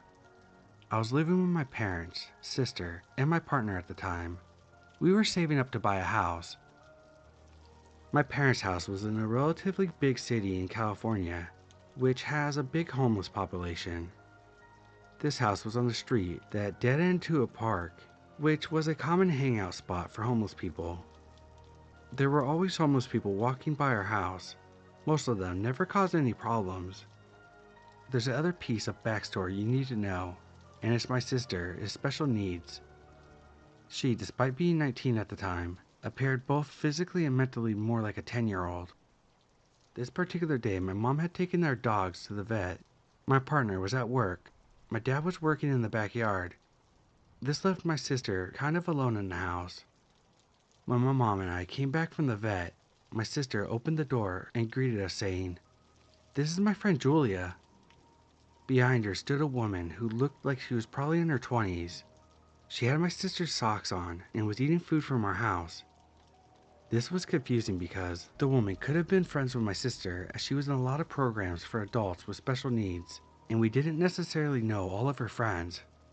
But my sister also has a limited vocabulary to explain situations with. So my mom says, "Oh, you know my daughter? We're getting to know each other." "How are you getting to know each other?" "Oh, well, I live on the corner." "You live around the corner?" "No, I live on the corner. I needed a tampon, so your daughter let me in." At this point, my mom was speechless. I'd never seen her speechless in my life. I whispered to her, "Get her out." Julia is kind of pacing around, grabbing more food from our kitchen. She's acting erratically, as if she's on drugs. I again tell my mom, "Get her the fuck out." My mom says, "I know that, but what if she has a knife or gun or something? I need to do it carefully." My mom follows Julia into the kitchen and says, "I'm so sorry, you need to leave now because I need to go run an errand." Julia ignores her request. At this point, I look into the bathroom where there's a pile of Julia's things. Again, my mom tells her that she needs to leave.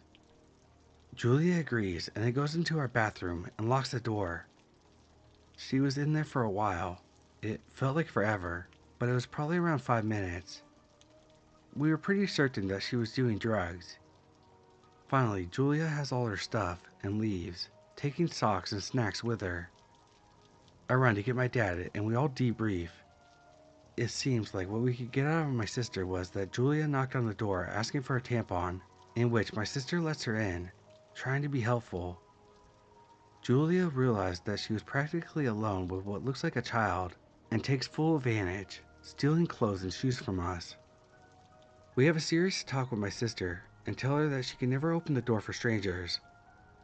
We spend the next few months worrying that Julia would spread the news that our house was an easy house to get into.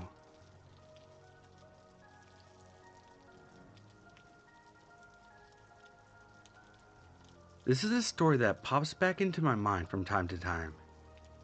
I've told it to a few people, but I definitely feel like it deserves its place here.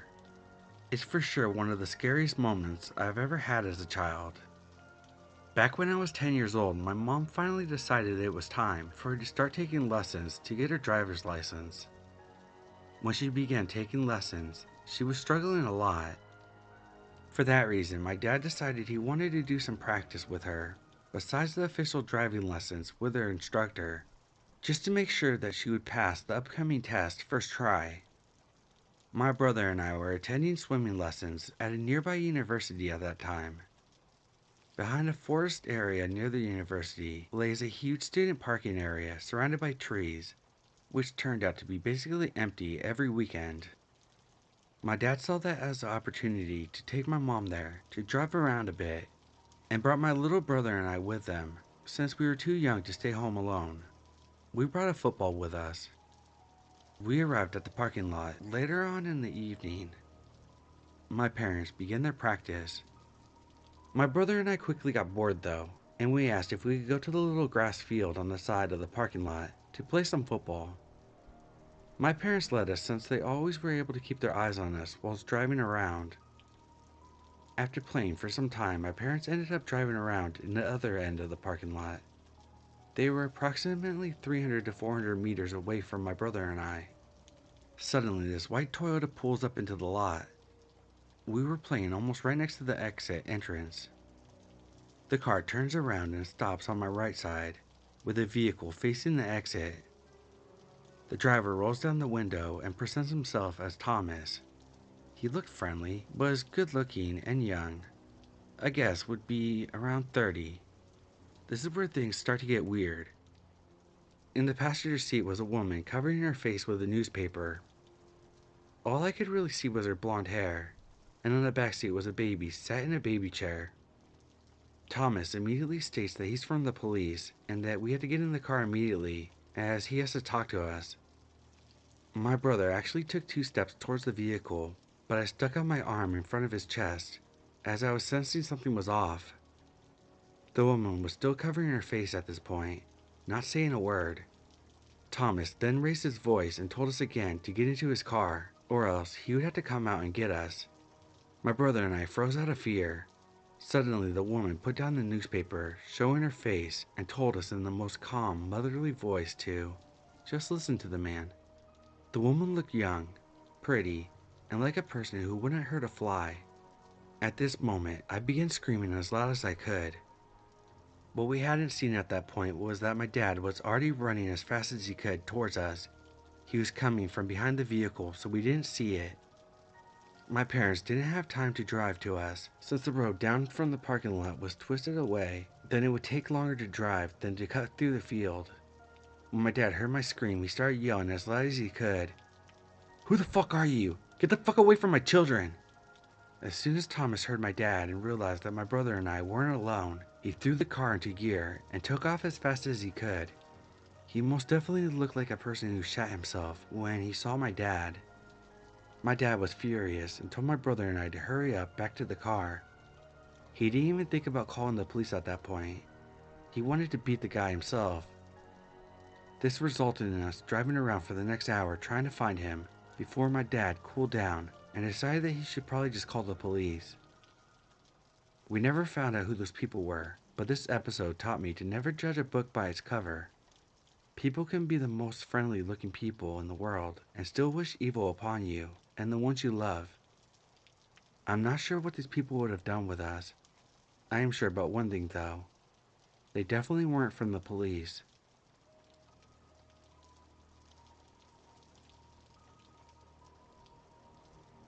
Recently, there was an Amber Alert, and my daughter was asking me what the beeping sound was all about. For those who don't know, an Amber Alert goes out when a child is reported missing. If you receive notifications, you know what I'm talking about. The alert will sometimes give information like the victim's appearance, as well as the perpetrator, the location of the abduction, make and model of vehicle. My phone started beeping one evening while helping my daughter clean her room. An Amber Alert. She asked about it. I gave her a small rundown, and that was that.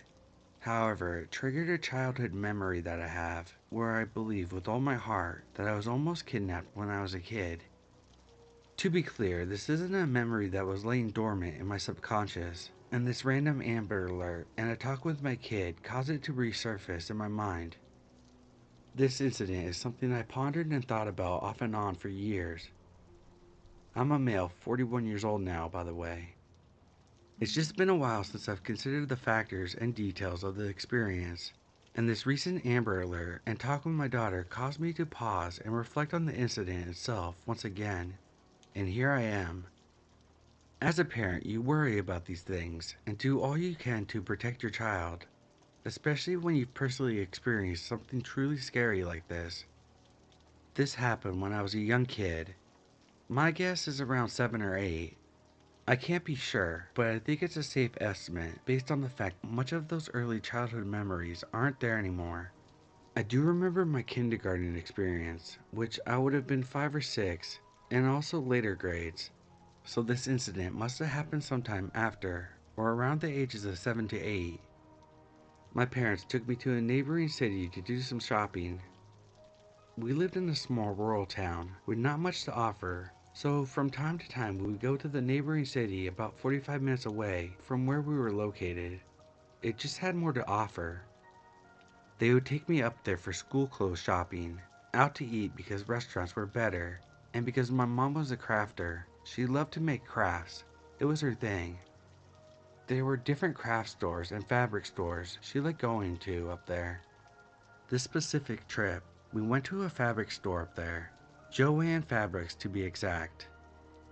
This was a pretty big store.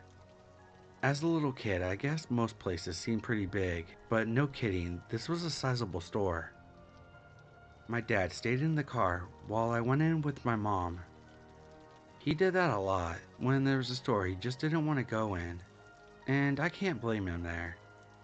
I can't recall exactly what my mom was looking for or trying to get in the store, but I do remember what section we were in. An area with a bunch of racks and various fabrics hanging. Imagine a clothing store with circular racks with clothes hanging around them. And that's pretty much what it looks like in a fabric store. Racks of hanging fabric. I remember this area being slightly towards the beginning or entrance of the store. As my mom was looking through these racks, I began to wander, though not far, just enough to kind of look around myself. I was probably bored and started wandering around. That's my guess at least. But I could still see my mom just a few racks over, so it wasn't like I was on the other side of the store or anything. A random man approached me, and honestly, I can't remember what direction he came from. I was there by myself one minute, and the next, I look up and saw this guy. It was like he came in fast and out of nowhere. I quickly looked over to where my mom was. She had moved a few racks up and away, but I could still see her. There was a fair distance between my mom and I at this point. So here I am standing behind some racks of fabric with this older guy opposite me on the other side of the rack. Then he speaks. "Hey little boy, how you doing there?" I remained silent because this completely took me off guard. "Where your folks at? Are you alone in here?" I stood still and quiet. "Come here, I got something to show you." At this point he started advancing towards me, coming around the rack to where I was. I quickly started the other way, but he stopped and started coming around the other way, as if to meet me in the middle. I was scared at this moment and became instantly aware that this man seemed dangerous and like he was trying to get a hold of me. "Come here," he barked. I jerked fast to the left, but he did the same. He had this wild look in his eyes. Whichever direction I went, he followed. But remember, there's a rack between us. God, I'm so thankful for the rack. After some back and forth moments from me and the man, I finally lock in on my mom and yell, "Mom, help!" You would have thought I was screaming bloody murder, and it was so loud it got my mom's attention. "What's wrong?" she asked. This startled the man, and he looked over my shoulder in the direction of my gaze and confirmed, yep, that must be his mother. His demeanor completely changes, as if everything was just fun and games, and that he was just messing around. He said as much to my mom. "I was just messing around with him. No harm, ma'am." My mom came to where I was, and as we reconnected, the guy just tips his hat at my mom and makes his way out of the store. I explained to my mom what just happened, that the guy was trying to get me. I was so upset and shook up. She told me that I did the right thing by yelling and getting her attention. It was terrifying, for sure. I'm thankful something crazy didn't happen. Could I have been imagining things like maybe this guy was really just messing around? I very much think that there was nefarious intentions. Why would a random guy be pursuing me in a fabric store? If he was there for something like crafts and fabrics, why promptly leave when confronted? I truly believe that he was up to no good. Anyway, that's my story. I appreciate anyone that took the time to read.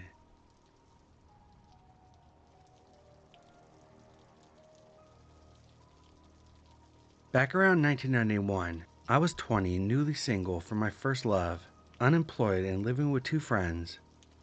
I started hanging out with one of my friends' church friends. Kind of like street church people. No denomination, basic Christian beliefs, nothing crazy at all. Anyways, there's about 5 of them sharing a pretty big apartment, and we would all hang there, and many people would drop by.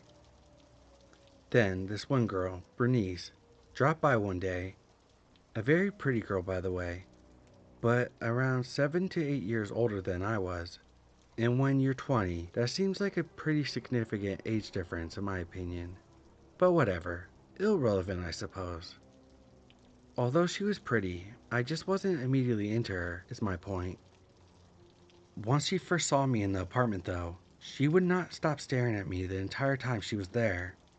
And she was very obvious about it, and everyone at the apartment could tell that she was acting really creepy towards me. Everyone was kind of looking at her, noticing that she was very fixated, and I remember them trying to talk to her to get her out of her trance, but she would barely acknowledge anyone else talking to her. There was so much tension in the 1 or 2 hours she was there. I was new amongst this group, and a shy person in general, so I didn't want to come out and ask, "What the fuck is going on?" as I'm sure many other people would have. So I just stayed in the corner and kept watching TV and tried not to look in her direction. Then, once she finally left, I could breathe again. They eventually admitted to me that she had a few psychological problems, is the best way I can remember their description. It was a long time ago, so I don't remember exactly what they said. After this revelation, her weird behavior made a smidge more sense, but it still didn't point to what this all had to do with her fixation towards me that night. Maybe it was because I was the new guy in the group that night, and she wasn't used to seeing anyone new. Who knows, I thought. Regardless, it was disturbing and made me anxious about seeing her again. So about a week later, I think, I drop in, and everyone is staring at me when I walk through the door. "What's going on?" I asked. "Bernice was here today." "And?" "She left a letter that she wrote for you here." She had written a 2 to 3 page letter to me that she left on the table for everyone else to read if they wanted to, which is why they were all acting freaked out when they told me about it. Anyways, they all told me it wasn't good. Basically, from what I can recall, she starts out quite rambling about when she first saw me she thought I was Jesus, and then it goes on from there about, "I'm not 100% sure if you are or not, but I think you are, and I love you with all my heart. Can't stop thinking about you. I want to be together," etc., etc., etc. I almost shit myself halfway through reading this thing. Everyone there was in suspense as they were watching me read it. Once I was done, and I was probably pale as a ghost, I seem to remember them telling me not to worry about it too much, and that they would make sure that she would not come around, especially if I was there. In a nice way, mind you. Then, being in a relatively small town, about a year or more later on, I bump into her at a club. It was maybe 2 or 3 days before Christmas, and I said hello to be polite because she came right up to me. My heart was in my throat. I imagine I was probably sweating profusely in that instant. I remember her talking to me kind of normal for a few minutes. Normal chit chat about how I was and stuff. So I thought, okay, maybe she's come to her senses a little. I was hoping and praying. I let my guard down a little and started to relax. Within 5 minutes of the conversation, though, she drops a bomb and invites me to a Christmas supper at her mom's house, with just her and her mother. This may sound innocent and possibly a nice thing to do under normal circumstances, but not in these circumstances. This was way too much. I was out pretty damn quick.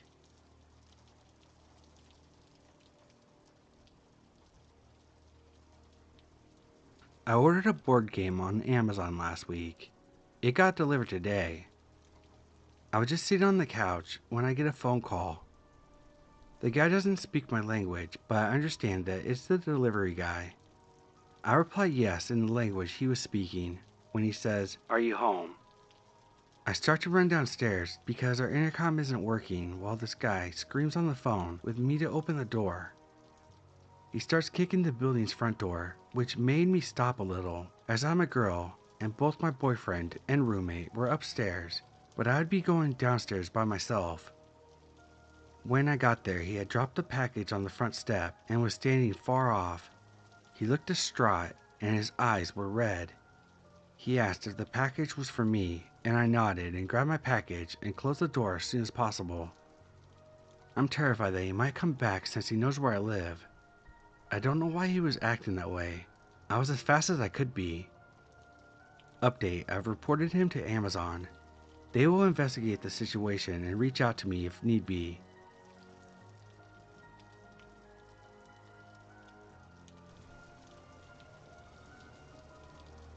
So this happened to my mom maybe 3 years ago.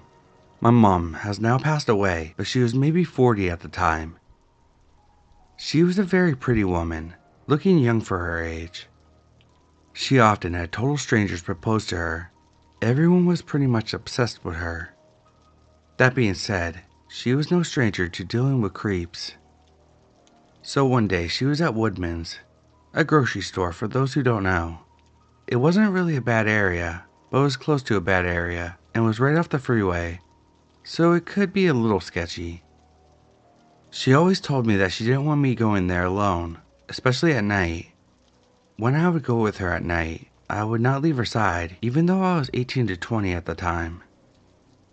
So anyways, she was there during the day, doing her grocery shopping alone. She noticed a man in the same aisle as her. He was looking at her, and when she turned to look at him, he would look away and act like he was looking at something else on the shelves. Honestly, she didn't think much of it. As I mentioned, she dealt with her fair share of creeps. So she grabbed what she needed and moved to another aisle. That is when she noticed him again, in the same aisle as her, doing the same thing. This time it kind of rubbed her the wrong way, but she went on with her business and again moved on. The man kept following her throughout the store.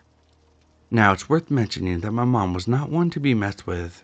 She was very confrontational, never backing away from a fight, has beaten the shit out of men, taken beatings from men, usually carried a weapon.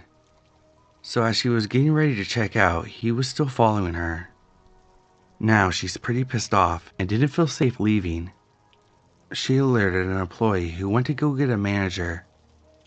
My mom took this opportunity to tell him off, saying something like, "Can I help you? What the fuck do you want?" He replied to her saying, "You look like the kind of girl who would look really good in someone's basement." At this point she was not only mad, but absolutely terrified. The manager came, and while my mom was telling them about the guy and what he had said, he ran off. The police were called, and they were able to locate him in or around the building. They escorted him off the property, but that was all. My mom was so afraid that the guy was lurking somewhere, waiting to see what car she got in, and then proceeded to follow her. She ended up calling me in tears, saying that she was afraid that she was going to be followed or abducted, and that she wanted someone to know, so she and I stayed on the phone till she was home. It took a lot to shake or scare my mom, but she really had a good intuition, so for her to be as shaken as she was, he had to be as creepy as they come. His comment to her only proved that further. In the end, she was okay, but I can't imagine what would have happened if she didn't tell someone, or if he did wait for her and followed her.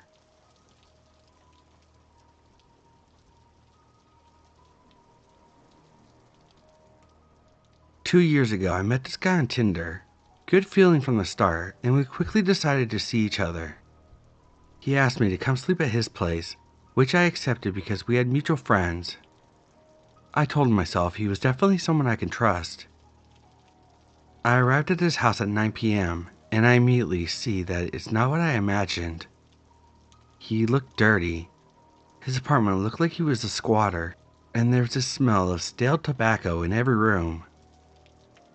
I see a stack of books on autism, and I ask him about it. I learned at this moment that he was autistic with Asperger's, and that he has difficulty differentiating from right and wrong.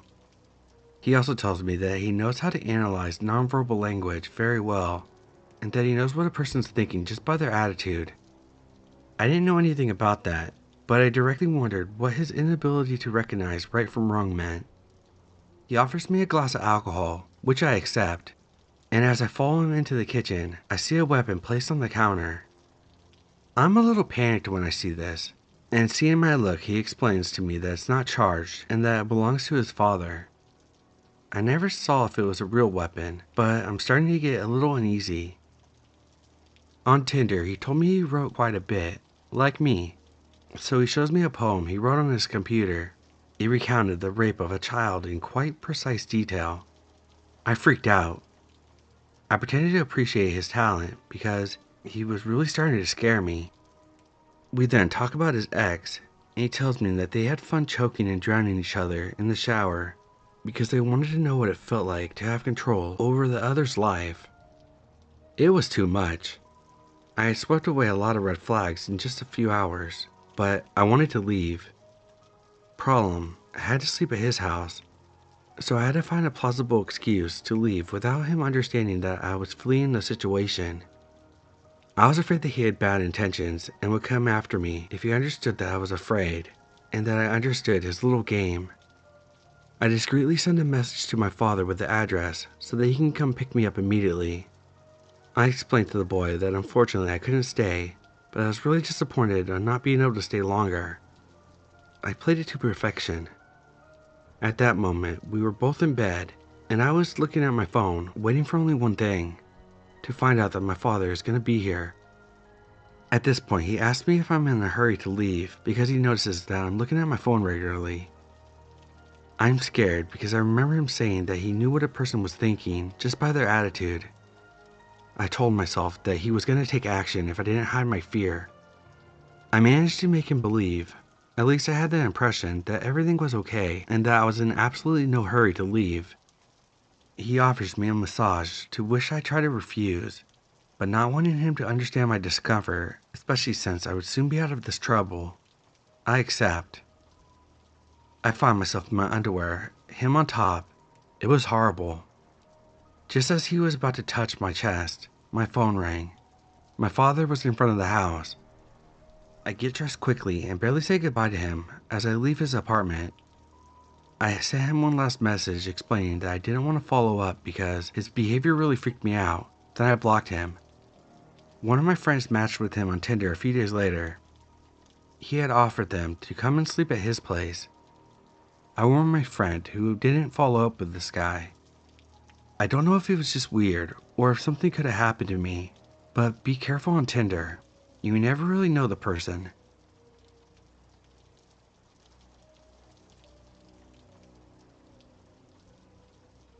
This happened a long time ago. I was a petite, small girl, and I was only 18 or 19 years old. I worked at a junior food store in Kentucky. There were a couple of incidents that happened to me in the short time I worked there. I have several other stories, but those are for another time. The store was somewhat isolated, and I was left alone most of my shifts. My manager, who happened to be married, and another employee that happened to be my manager's best friend, would leave me to meet their boyfriends. Some of my duties consisted of sweeping the parking lot and measuring the gas after closing at midnight. I hated doing this by myself. There weren't any other businesses open anywhere close to me. This was back around 1984, so of course there were no cell phones. I was very naive at the time. One night I received this call from this man asking if we had any Playboy magazines. I informed him that yes we do, and a few other magazines. He asked who was the centerfold in the Playboy. The phone I was using was a cordless phone at the time. I politely told him to just wait a minute. I looked at the magazines and told him the name of the model. He then asked me if her pussy looked juicy. I froze and hung up on him. Thank God he didn't call back. It scared me so bad, and I really felt like an idiot for even looking at the centerfold for him. The second incident was a lot scarier than the previous one. When I was hired, I was instructed to call the police if anyone stayed out in the parking lot for more than 15 minutes. There weren't many people that came to the store after dark, and the night that I was scared for my life, it was no different.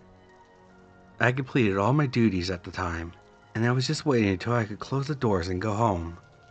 A man pulled up right in front of the door, in a light-colored car. I've never been able to distinguish the make or model of any car. I waited for him to come in, happy that someone would break up the silence of my shift. I could see him as I stood at the cash register. He was leaning over, looking at himself in the rearview mirror. He continually wiped his face and hands. I couldn't see anything on him from where I was standing. I immediately got a really bad feeling about what he was doing. When he had pulled up, I glanced at the clock and time crept by as I was watching him wipe his face over and over again. I waited 15 minutes and then I called 911 and told the dispatcher about the situation. In no time, 2 police cars pulled up and confronted the man. I watched them handcuff him, but didn't see anything else due to the fact that another customer came in to buy some gas. It seemed like forever before the officers came in and thanked me for calling them, and asked if I was okay. What he told me next made a shiver run through me, and my blood run cold. He informed me that the man had been wiping blood from his face, and there's a huge butcher knife type with the handle broken off, and it was covered in blood as well. He said the man appeared intoxicated, and since the car was running, they arrested him for DUI. The officer added that they had contacted his family, and everyone appeared okay. He added that they didn't know whose blood it was, but would continue to investigate to see if they could find someone that he apparently hurt or killed. I never heard anything else regarding this case. I realized that anything could have happened to me that night, and I quit shortly afterwards. So phone guy and bloody guy with a blood-covered knife, let's not meet again.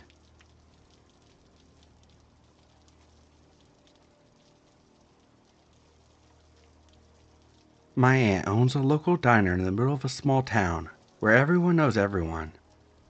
Recently, she had almost half of her waiters quit within a month, which she knew about but didn't tell me why when she was telling my mom this, and I overheard it while doing homework at the dining table. She then asked my mom if my 2 older sisters could help out. My mom said that the oldest is moving out of town to live with her fiancé, but agreed to let my older sister work. Then my aunt asked about me. Mind you, I'm a 15-year-old girl, and the last thing on my mind to do after school is going to work, even for a few hours. Even if I had time to get home in the evening and finish my homework, I still wouldn't like the idea at all. My mom was quiet for a little bit before agreeing, since even I know money is a touchy subject. Ever since my dad divorced my mom, I had chosen to stay with my mom 100% of the time, because my dad is an alcoholic and often liked to hurt my mom's feelings, and has done some nasty things to my sister and I.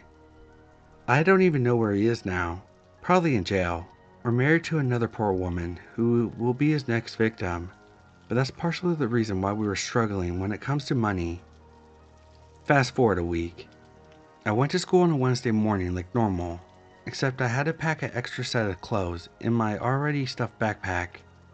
My aunt talked to me and told me that I would have to wear a uniform, and that she doesn't want my mom to know what I wear. So she wants me to put it in my backpack instead of going to school in it. She even said that she can wash it every week since it will probably smell like eggs and other dining foods. I usually take the bus to school, so days that I work, I'd have to take another bus that dropped me off about 2 minutes away from the diner. The bus driver really doesn't care if we get off at unusual stops, or maybe they had no idea and we're just working for a paycheck, much like I'm about to do.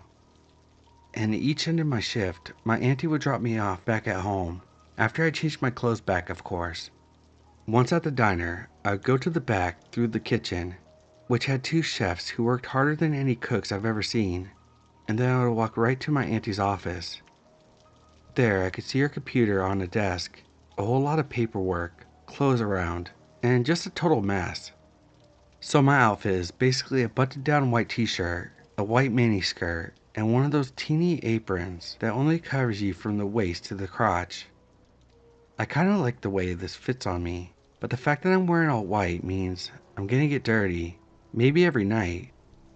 My sister has a similar outfit, but her skirt is longer since sometimes she doesn't shave her legs.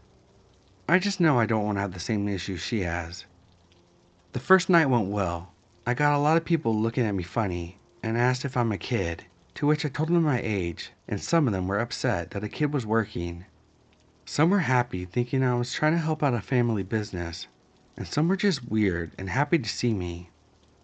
Whatever the reason it was, I just like talking to people, so this was super easy. Plus, most of them didn't mind that I would bring out one plate at a time instead of 5 or 6 like a pro waitress. Friday night comes around, and this is the night I finally meet the guy who's one of the main reasons why the other waitresses quit. My auntie really wanted me to meet him since he's in about 3 or 4 times a week and orders a good portion. His name was Larry, and he seems really nice and friendly. He even treated me more like a friend than a waitress, and would have me sit down with him and told me stories about how he fixed cars, travels for work, eats at every restaurant ever, and stayed at every hotel in the world. I never told him my age, but I'm pretty sure he could tell I'm a minor. Often enough, he sits at a booth in the corner of the restaurant and would ask me to sit beside him so he can kick his feet up on the other bench, which I didn't mind. But it only started to get weird when he would poke one of the buttons on my hidden apron and thinks it's my belly button and asks me if I had an outie belly button and if I'm ticklish. I do in fact have an outie belly button, but I didn't want to tell him that. I would just fake a giggle. Sometimes I would feel his hand brush up on my chest, which I didn't care much of either. But there was a few times where I felt like he was feeling my chest from my nipples, which I still don't know why he would want to see them, since my chest is pretty flat. Again, I'm 15, I'll know they'll grow. Sometimes he would grab my arm or thigh and give me massages, which didn't really feel good, and I tell him that I didn't like it. He just tells me that I'll start to like it. Usually for every visit from Larry, I'd make up a dozen excuses that I needed to go before he would accept and let me go. I didn't mind anything weird from Larry. He seemed innocent enough, like a grandpa who just wanted to spend some time with his grandkids. But I really wish I wasn't chosen to babysit him every time he comes in here. Since he spends about $100 a week here, my auntie just tells me to ignore him and let him ramble on since he's one of the reasons why the business is still afloat, which are my auntie's words. But I'm pretty sure $100 a week can't cover the rent alone. After about a week of seeing Larry most of my shifts, he comes in with his laptop and shows me his Facebook and told me to look myself up so we could be friends. I seriously don't want to see Larry in my life 24/7, so I lied and told him that I never made a Facebook. He simply laughed, thought for a second, and wrote my whole name out on the search bar. For a second, I was so shocked that I turned pale, even from my light skin. I had a name tag, but only my first name. But my stupid sister probably told him our last name when he asked. She may be older, but she doesn't act like it. He found a picture of me and sent me a friend request. To which my phone goes off, making Larry laugh, and my heart dropped to my stomach. He sent me a few messages just to hear my phone go off every few times. As I pull it out and fake a laugh before swallowing the throw up in my mouth, he then proceeds to go to my gallery, which my Facebook is public since I'm stupid enough to make as many friends as possible, much like Instagram, and try to gain as many followers. He found pics on there which I wish he wouldn't have found, and would comment on how my clothes were too revealing and I should take these pics down. He commented on my friends and how he could find me a good set of friends to be with, to which I had no idea what he was referring to since he told me before that he has no kids and lives alone. Then he sees my picture with my belly button revealed and comments on my Audi belly button and pokes my belly button again. I could really feel his finger try to find my belly button, which felt so disgusting that I just got up without a reason and stormed into my auntie's office. I confess everything to her and tell her how disgusted I am. And at first she seemed to be on my side, but when I explained the things he did to me, she quickly changed sides and told me that I'm just over-exaggerating and he's just treating me like a kid in a friendly way. I wanted to burst out crying and ask my sister for help, even wanted to talk to my mom about to confess it all, but my sister calmed me down and told me how my auntie would have to let us go. Then we wouldn't have enough money to keep our apartment and that we would have to live with our dad. I had no idea if this was true, but the things that my dad did to me are in fact way worse than what Larry had done so far. Fast forward a few months to present day. I still work at the diner and see Larry almost on a daily basis. He still acts the same and once in a while touches me, but it's gotten to the point where it's nothing too concerning, like my chest or thigh, which I still don't care too much about. I only care when he touches my belly button or nipple. I know that for summer, my mom will make me work, and because of my age, I legally can't find a job anywhere else. I'm pretty much okay if I have to keep working for summer. The only good thing about Larry is, he would often order twice in one sitting, which made my auntie very happy, and I would get a good tip because of it. I guess if you have any advice, I will take it.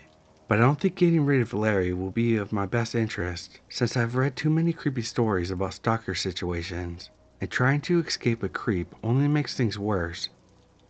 But also, my auntie would probably fire me, and my mom would be upset. If I reveal this to my mom, this would make my family situation much worse, since my mom relies on my auntie way too much. But either way, it feels good to share this. I feel like just talking about it makes me feel better. And reading other stories makes me feel like I'm not alone, and maybe I'll find help in the best way. I might be in this situation for a while, but sharing it relieves some of the stress. Thanks again for listening. If I have any updates, I'll post them here. Edit. Thank you for all your comments. I wish I could respond to all of them. I'm glad everyone is so nice and helpful, and also the messages of advice too. I want to talk to my mom, but I'm scared this will make her worried for me and bring her down. My mom secretly drinks to relieve her problems. I know she'll blame herself for this, and I don't want to see my mom's drinking get worse. I think I'll work through the summer vacation and quit after. Larry comes in almost every day. After reading some comments, yesterday I told him I'll be deleting my Facebook and made it private and deleted him from my friends list. He was sad and asked a lot about it, if I'm okay. I still don't think Larry's a bad person. He's just lonely, I think. I didn't talk to my auntie yet. I love my aunt, and I don't think she would want to put me in danger. But I also think she doesn't think Larry is a bad person. I really want to work hard this summer and make a lot of tips for my mom. Maybe enough that I can make up a reason to stop working after summer vacation.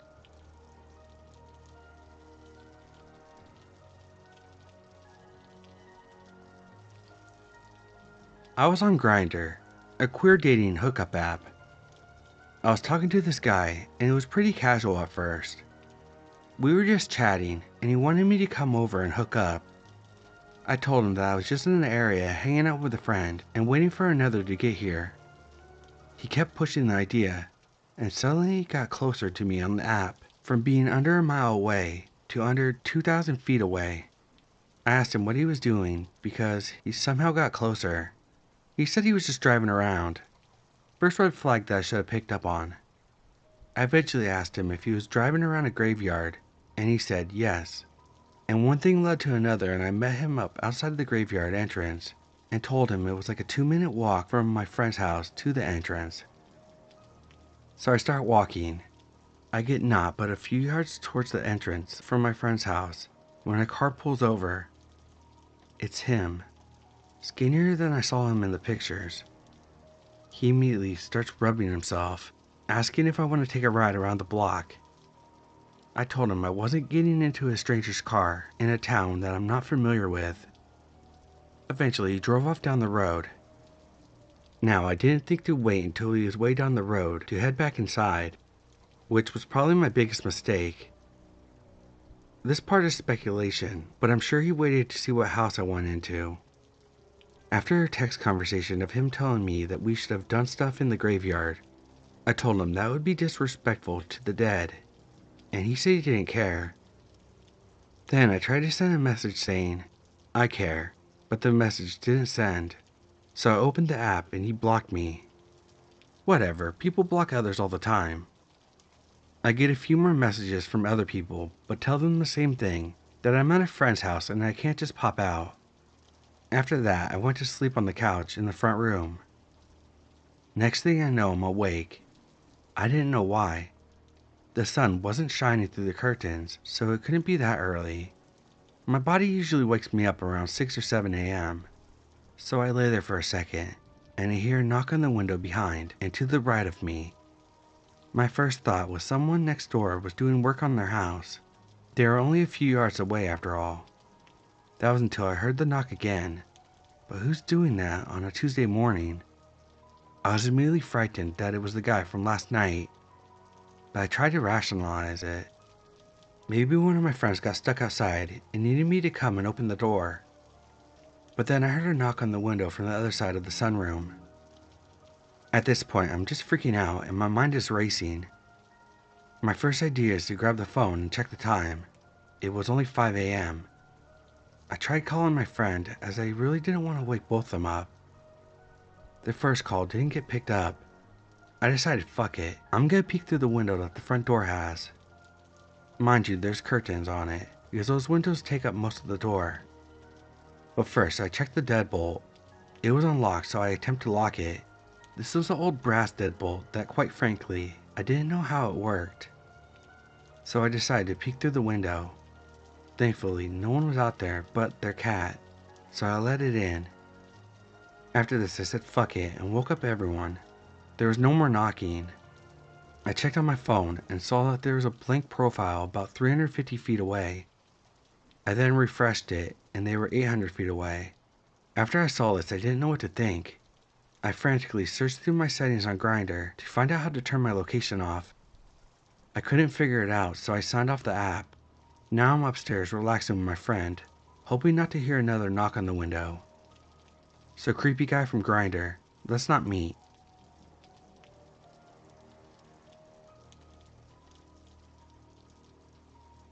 This encounter happened a few months ago. For context, I'm an 18-year-old male and live about 1.5 kilometers away from a shopping center. We're just under a mile.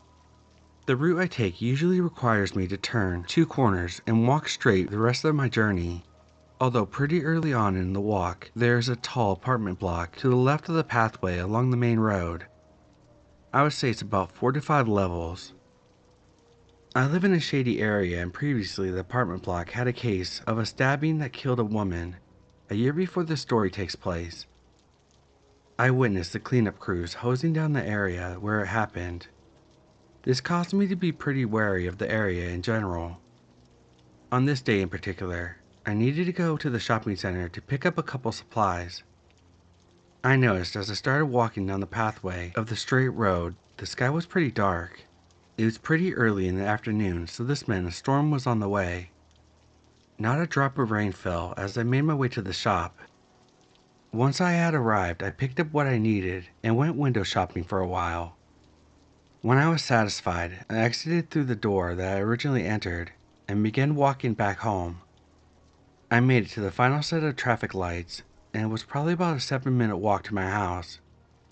The rain started to trickle at first, and then after that, it poured down pretty heavily. 3 minutes later, I could see my apartment block about 20 meters ahead to the right. The rain was still pouring down, so the visibility wasn't that great. That's when I could make out this man in a dark green poncho. He had the hood of his poncho over his head, and a big grin on his face for some reason. As I got closer and closer to him, I didn't like the feeling I was getting. He reached out his arms, almost as if he was attempting to bring me into his embrace, keeping that same smile on his face he had before. The man was about 5 meters distance from me when I took the opportunity to cross onto the median strip of the road. I noticed his glance followed me as I crossed into the middle grassy patch. Even though there was no traffic, he decided not to chase me down and continued walking the pathway as he kept eye contact with me. The thought of what would have happened if I walked into his arms still frightens me today. Even if he didn't mean any harm and was not trying to grab me, I still don't like the vibe I got from him. And when I reached the middle of the road, I felt safer and relieved, especially considering he didn't attempt to follow behind me.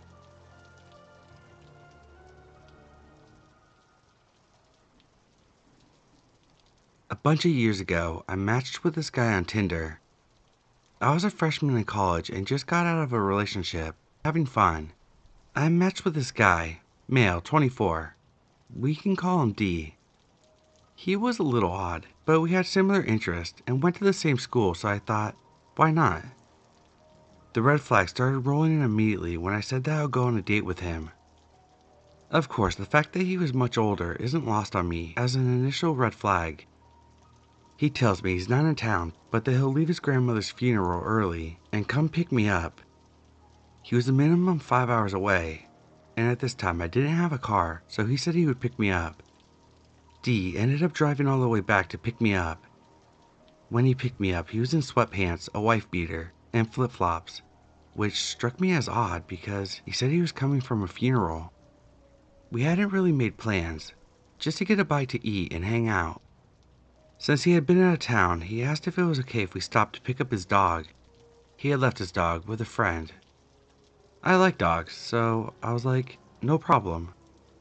It was dark and we pull up to an apartment complex and he leaves me in the car and comes back with a golden retriever that's a bit older. The dog immediately starts growling at me, which had never happened to me before, so I started feeling a little weird. Because we have his dog, he wanted to drop him off at his house. This feels logical to me, and I'm anxious to get the growling dog away from me. When we pull up to D's house, he asked me if I want to come in, and I do. So we walk in and I immediately knew it was the wrong choice. The house was trashed. There was trash everywhere. Trash bags full along the front entry, trash on the couch, and just general crap everywhere. D let me know that he has a roommate, but his roommate isn't home. After brushing the trash off the couch, he asked me if I wanted to sit down and play chess. I had expressed that I was interested in learning, and he seemed more than happy to help me learn. This too was a mistake. D begins explaining the game to me, and it isn't fun first date explaining. He had gotten very serious and is showing me each piece while telling me what it is, what it does, and how it moves. D then begins questioning me over each piece, which I got most wrong. Every time I get one wrong, he yells the correct answer and tells me to try again. He got more and more frustrated, and it made me very uncomfortable, so I suggested we pause chess and do something else. D suggests watching a movie, which is fine with me. The idea of us leaving and going to get some food, seemingly forgotten. He tells me that we can watch a movie in his room, and I oblige. But then he explains that he has to put sheets on the bed because he washed them before leaving for his grandma's funeral. I had assumed that we were moving into his bedroom because it may have been cleaner, but when we go in, it's not, and there's no TV in his room. He proceeds to put Iron Man 2 onto his phone to have us watch it. We watched about 10 minutes of it before things got sexual. I won't tell you strangers' details, But short story short, we didn't have sex, but other things went down. I will say, those things were consensual. After they occurred, I was feeling really odd about the whole situation and told him I didn't want to have sex. He was confused but didn't push it at first. He said he was fine and we watched about 5 more minutes of the movie before he said he didn't want to watch the movie anymore. He started complaining and asking me why I didn't want to have sex with him, and I simply said that I wasn't in the mood anymore. He then began pressuring me to tell him exactly what it was about him that made me feel that way. At this point, we had moved from the bedroom back to the dirty living room. You might be thinking, seems like a perfect time to leave. And I thought so too, but here's where things start getting scary.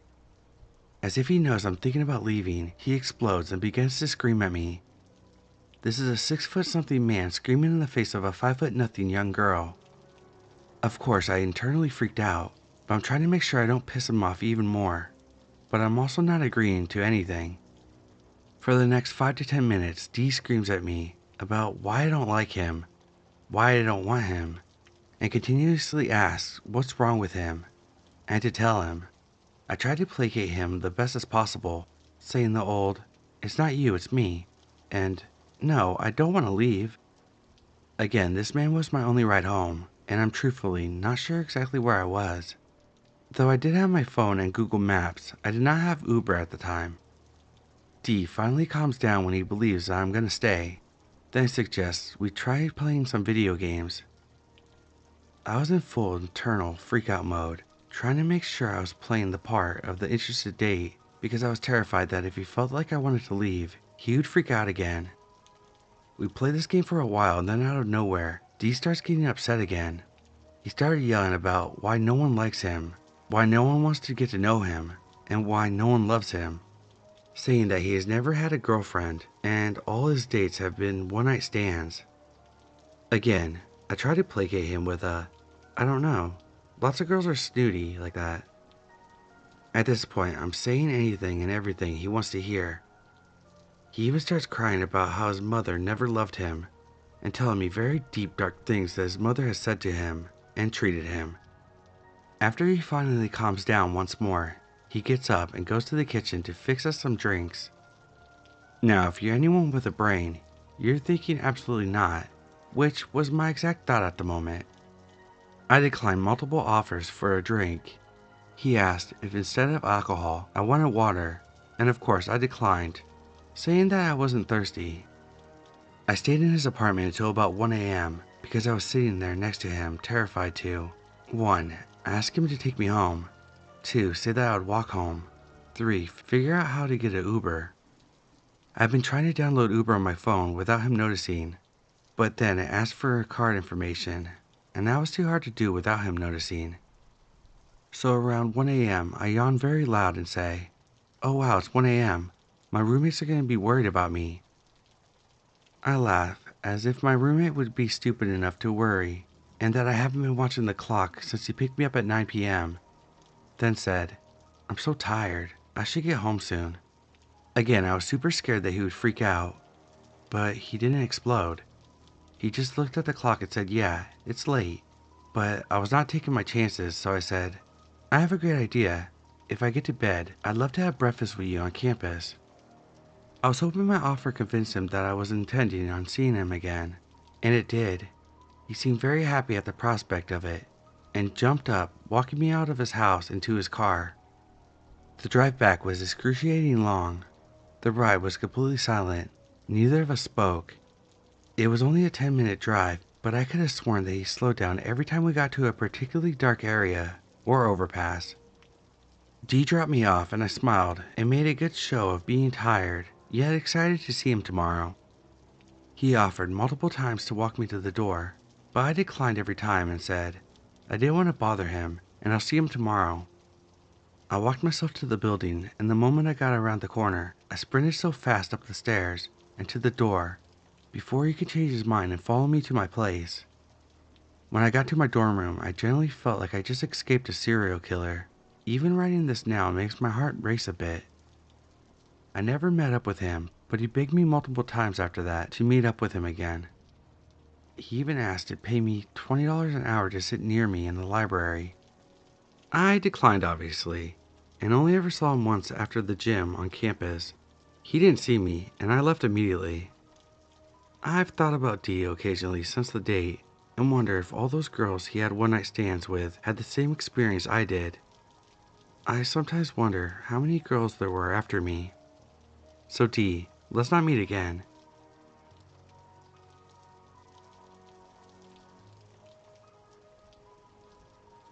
I'm a 36-year-old female in Sweden.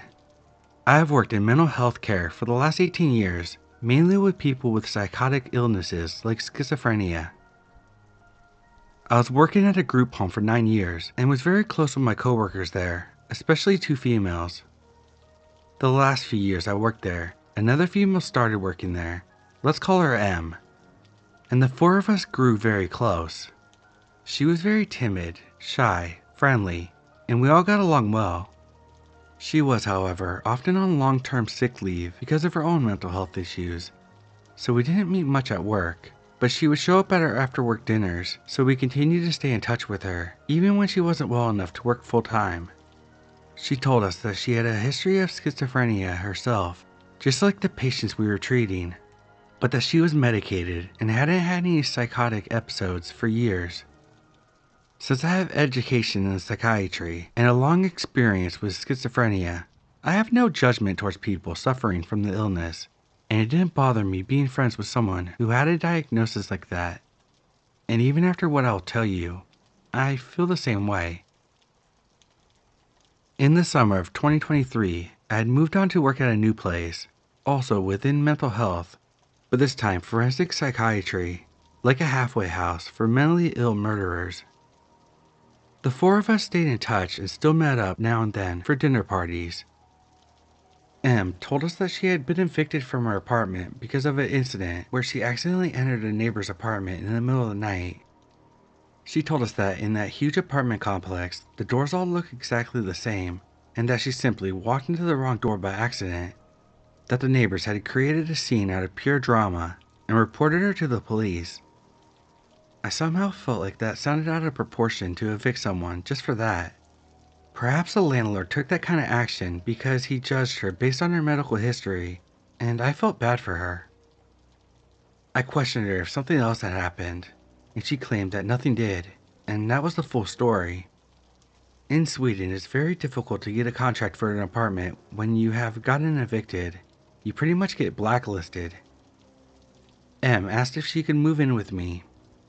Since she was literally on the street, literally homeless, I said, of course she can. I've always got myself into uncomfortable situations by saying yes, instead of thinking about myself, and I had no idea how severe the situation would get when I said yes to M. I live in a small apartment. It's 1 bedroom that pretty much only fits a bed and a desk, a living room that fits a couch and a TV, no room for an extra bed, a small kitchen, and a small bathroom. I have 2 cats. We decided that M was going to live in the living room, and I offered to throw my couch out so she could get a bed in there. She said that she was fine with sleeping on the couch since it's comfortable enough. I insisted on giving her a bed, but she declined. There's a door between the living room and bedroom, but between the living room and hallway there is just an open valve so she wouldn't have total privacy. I hung up a thick velvet curtain covering the valve so it at least gave her the sense of a door and more privacy than nothing. There's another door from the bedroom to my kitchen, so I have 2 doors to my bedroom. I have to have one of them open at night since my cats like to go in and out, and they also use a litter box in the bathroom and food and water in the kitchen.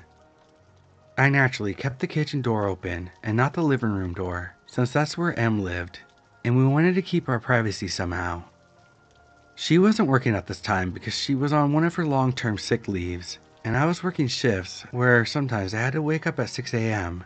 and sometimes I didn't get home until like 11 p.m.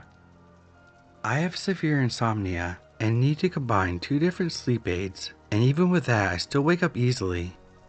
I told her that I would appreciate it if she could try to stay quiet those nights when I have to get up at 6 a.m., but that it's fine if she's loud when I'm off work or when I do the evening shifts.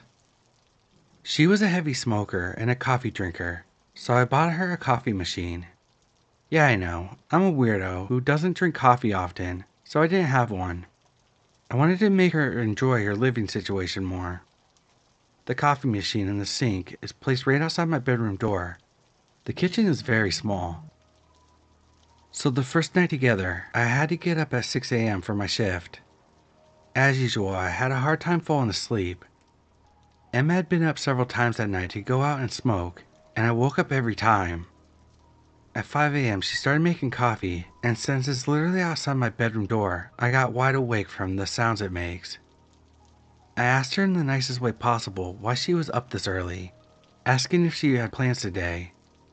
I mean, she's on sick leave. Why not sleep at 5 a.m. if you can? And she just said that she couldn't sleep. I said, "Oh, I'm sorry. I would just appreciate it if you could wait on making your coffee till 6 a.m. since I really need that last hour of sleep because of work." Adding to why I need sleep is that I have epilepsy that gets really bad when I don't get enough sleep. I usually get a lot of seizures when I don't get at least 4 hours of sleep. I knew that I was probably going to get seizures at work now, meaning that this day would be both stressful and potentially dangerous for me, since there's a huge risk that I fall and hurt myself. She said she really wanted coffee with her cigarettes, but that she would try to wait the next time I have to work. I accepted it and went on with my day, but things didn't get better. She continued to wake me up early in the morning and throughout the nights, and continued to promise to stop, but insisted that she really wanted coffee with her cigarettes. I suggested making coffee that night before, or drinking iced coffee, or a Coke instead, but she didn't want that. I may add that she demanded me to be silent at 10 p.m. cause that's when she wanted to go to sleep, and I respected that. She used to get these moments of binge eating where she would empty my fridge and pantry from everything I had. I remember this one time I had bought a big loaf of bread, and she texted me 30 minutes after I left the apartment saying, "Hey, I'm sorry, I ate your loaf of bread. I will buy it back once I get money." Like the entire loaf of bread in 30 minutes? I had told her when she moved in to feel at home and what's mine is yours, so I couldn't really get mad, but it started to annoy me for two reasons.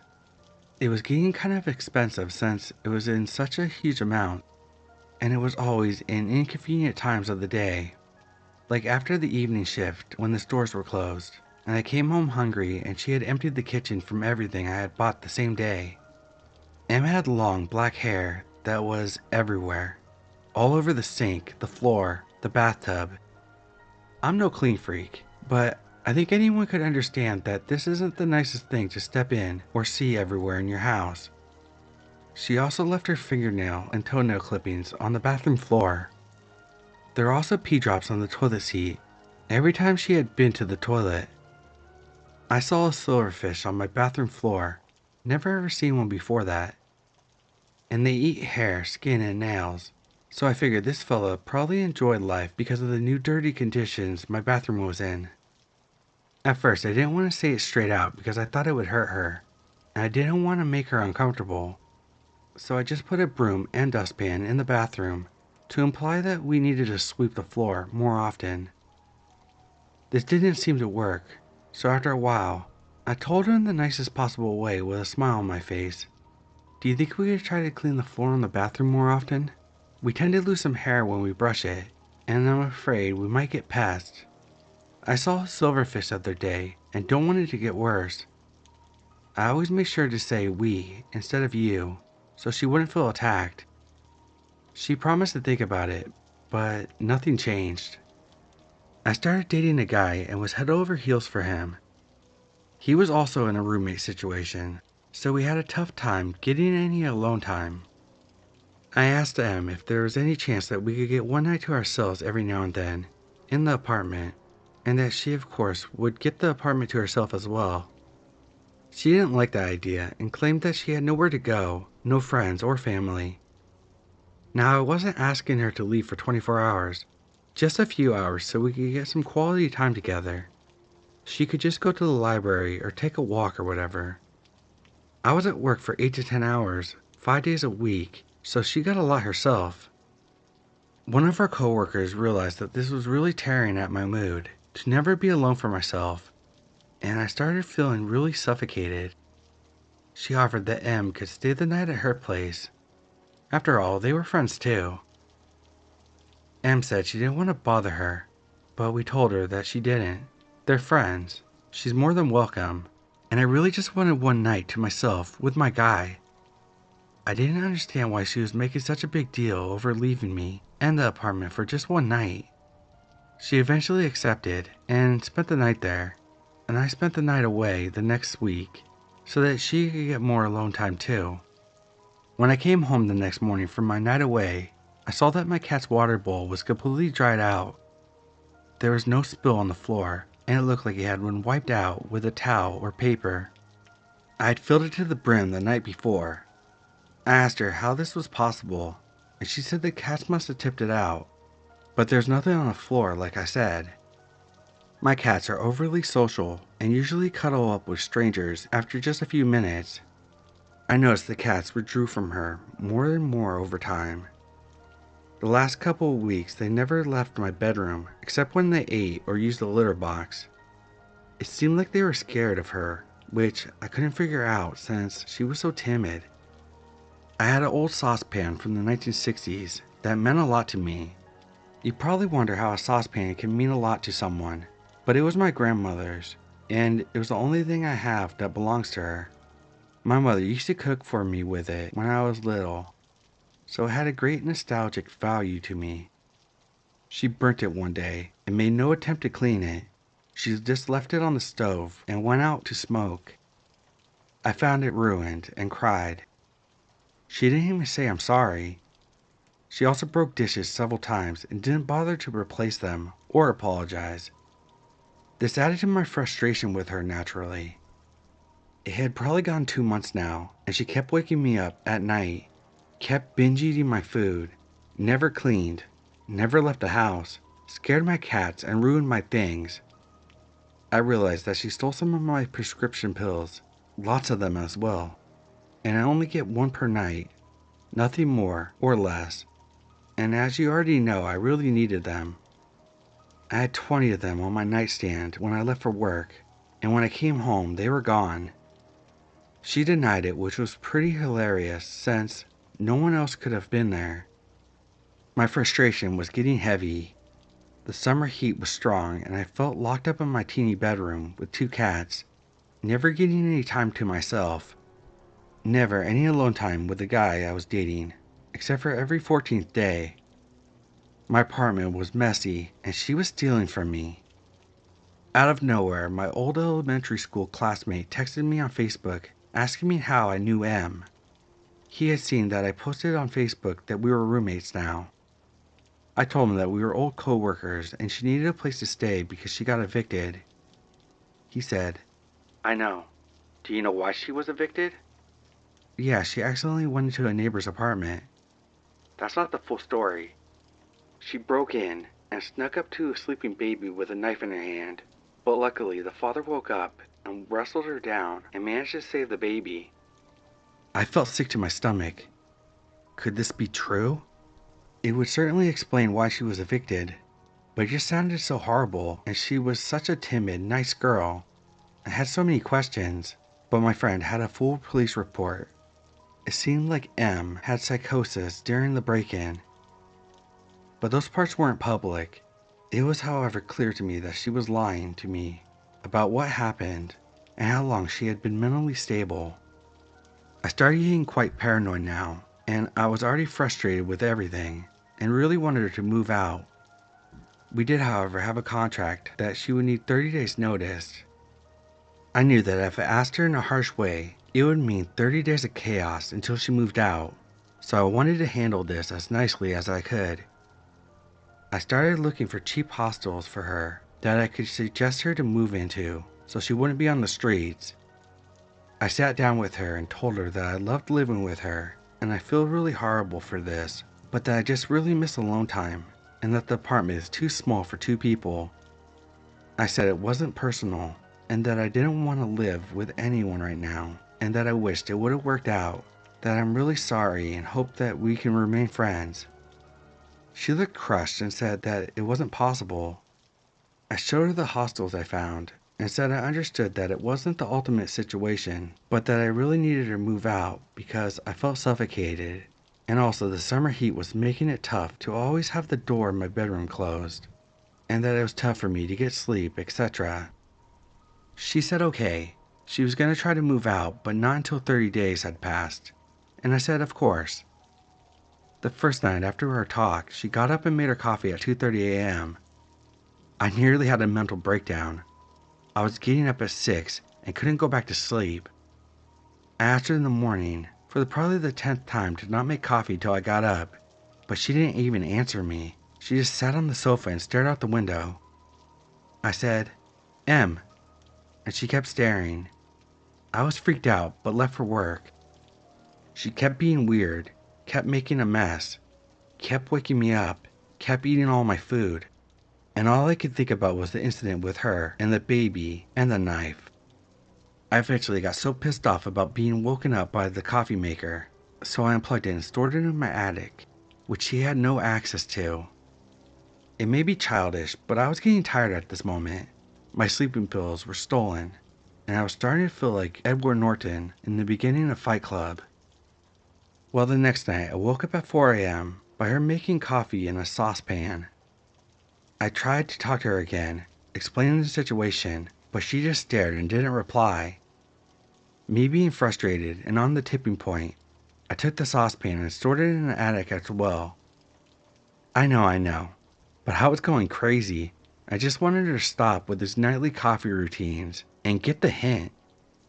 The third night, I had the guy that I was dating sleeping at our place because I was getting really paranoid now over her weird behavior, not speaking to me, just staring into space. I woke up from a very light snooze by him poking me. He whispered, "Look." In the doorway, Em was standing there silently, staring at us. This was like a scene from a horror movie, with her long black hair over her face. I kid you not. I didn't say anything at first, because I wanted to know if she just stood there for a second, doing something by the door. But I realized after a while that she was actually standing there just staring at us. This reminded me of the ending of Paranormal Activity, when Katie just stares at Micah in the final scene. So I sat up and said, "What are you doing?" But before I could finish the sentence, she just slammed the door shut, and I heard the sound of something metal falling on the floor and her running into the living room. I yelled out, "You need to leave," and started crying hysterically because this was turning into a fucking nightmare. Of course, I didn't go back to sleep, and I was really happy that I had company that night. I just kept asking myself, has she done this before? Stared at me in my sleep? The next day, when I got out of bed, I opened the door that she had slammed shut and saw a kitchen knife on the floor. So that was a metal sound I heard before she ran off. I took all the knives and locked them in the attic as well. I then asked a friend of mine to come to the house and be there with me when I told her to move out immediately, that I couldn't wait 27 more days. During the conversation, I really tried to stay calm. I knew she had a mental illness. I know she means no harm. Even though I was so frustrated, I couldn't hate her. I was mostly scared and tired. She, however, didn't answer when I talked to her. She just kept staring out the window. She left the apartment and sent me a text instead, saying that I was disrespectful for bringing a friend over to her place. Nighttime came and I thought this would be a quiet night finally. No coffee maker or saucepan. But at 3 a.m. I woke up to her burning dry coffee powder in a frying pan. At this moment, I felt terrified of her. Her face was dead. Her eyes were black. I suspected that she had gone into psychosis. I stopped the fire and she just ran off into the living room in silence. I knew that she had an appointment with her psychiatrist the next day, and while she was away I packed her things. I sent her a text saying that she needed to pick them up and give me my keys back, and that I'll give her the money for the hostel for the next 26 days. She didn't reply. The guy I was seeing came to keep me company in case she would fight about it. She didn't. She left the key without looking at us and left. Our coworker, who's friends with both of us, told me that she moved in with the guy that she was dating. and stayed there for a few weeks till somehow, amazingly got an apartment of her own. She started working again, and I was really happy to hear this. She seemed to do well. Then January of this year, one of our old coworkers told me that M had called her and told her that everything must burn, that she has a baby that she must save, and other delusional stuff. She had called 112, the emergency number, like 911, about this, and they hadn't taken it seriously. M had proceeded to burn the entire apartment down because the voices in her head was telling her to do it, that she had to burn everything down to save her friends and family. Her neighbors had tried to rescue her from the fire, but that she had fought them off and ran back in and poured liquor onto the fire to make it burn more. She was arrested and sentenced last week for aggravated arson. She will probably serve her time in a mental institution, probably for a long time, possibly forever. What's ironic is that she'll probably be in the facility I used to work at and end up where she used to work herself. My old coworker was a witness at the trial, and apparently she had stopped taking her medicine because she thought it made her feel numb, and that she thought she was stable enough to function without it. Apparently not. She had also stopped taking her medication the last few weeks when she stayed at my house, so when she stared blankly into space, she was going into psychosis. When she stared at me with a knife in her hand, when she burnt the frying pan the last night. It's disturbing to think about what would have happened to me and my cats if she had stayed, or if I had been a heavier sleeper.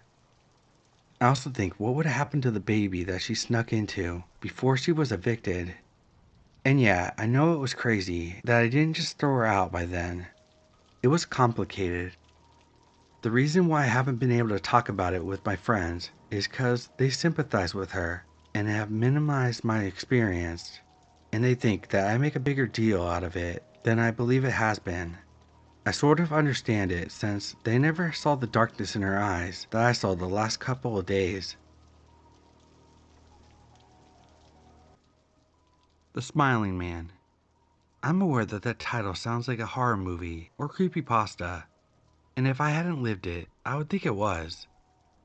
This is one of many stories I have from working the night shift at a laundromat in a bad area, and is definitely the freakiest.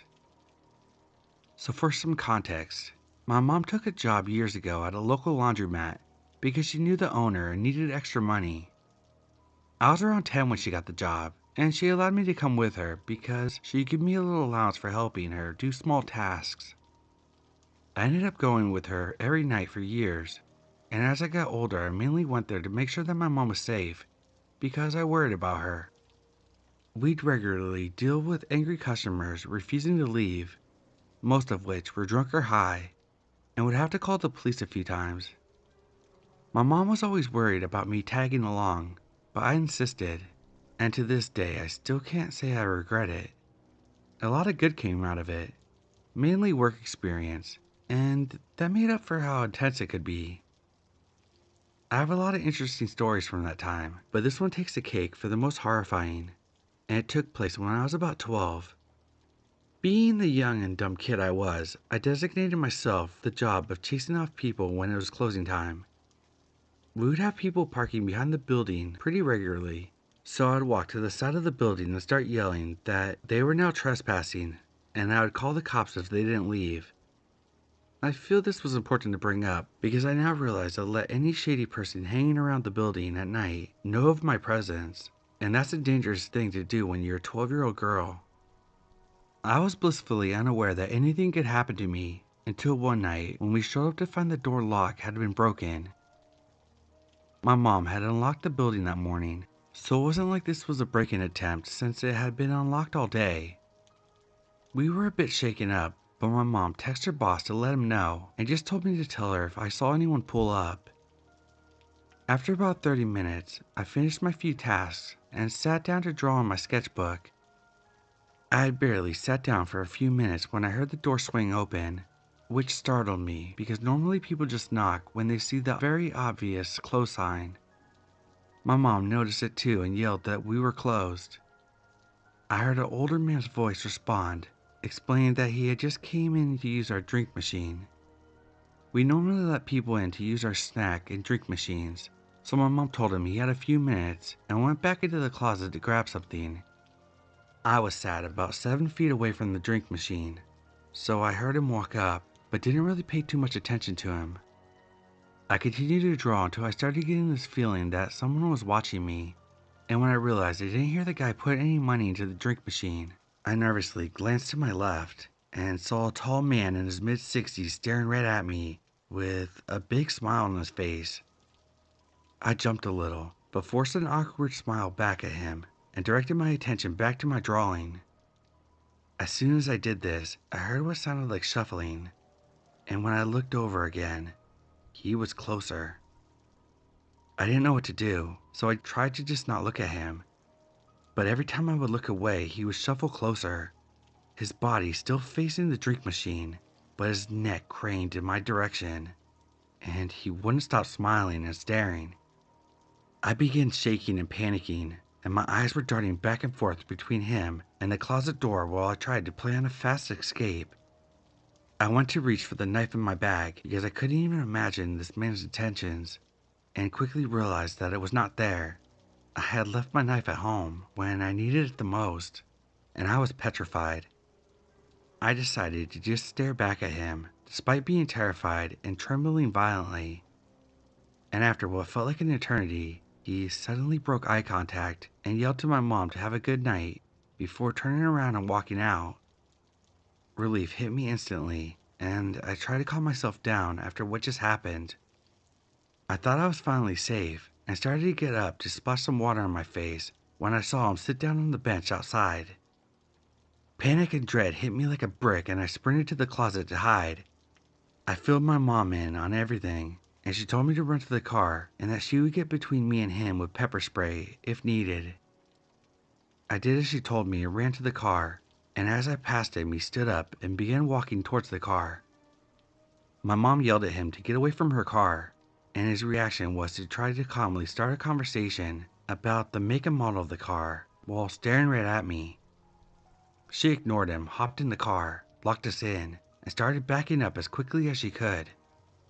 I ducked down in my seat, but could still see him standing there, and I know he could see me because I watched as he lifted his hand and waved goodbye before walking around the back of the building, disappearing into the darkness.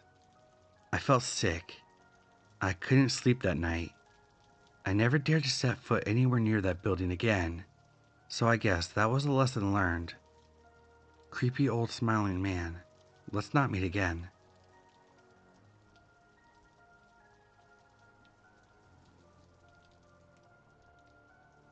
It was summer break, and we, my family, didn't go on any trips, unlike every break.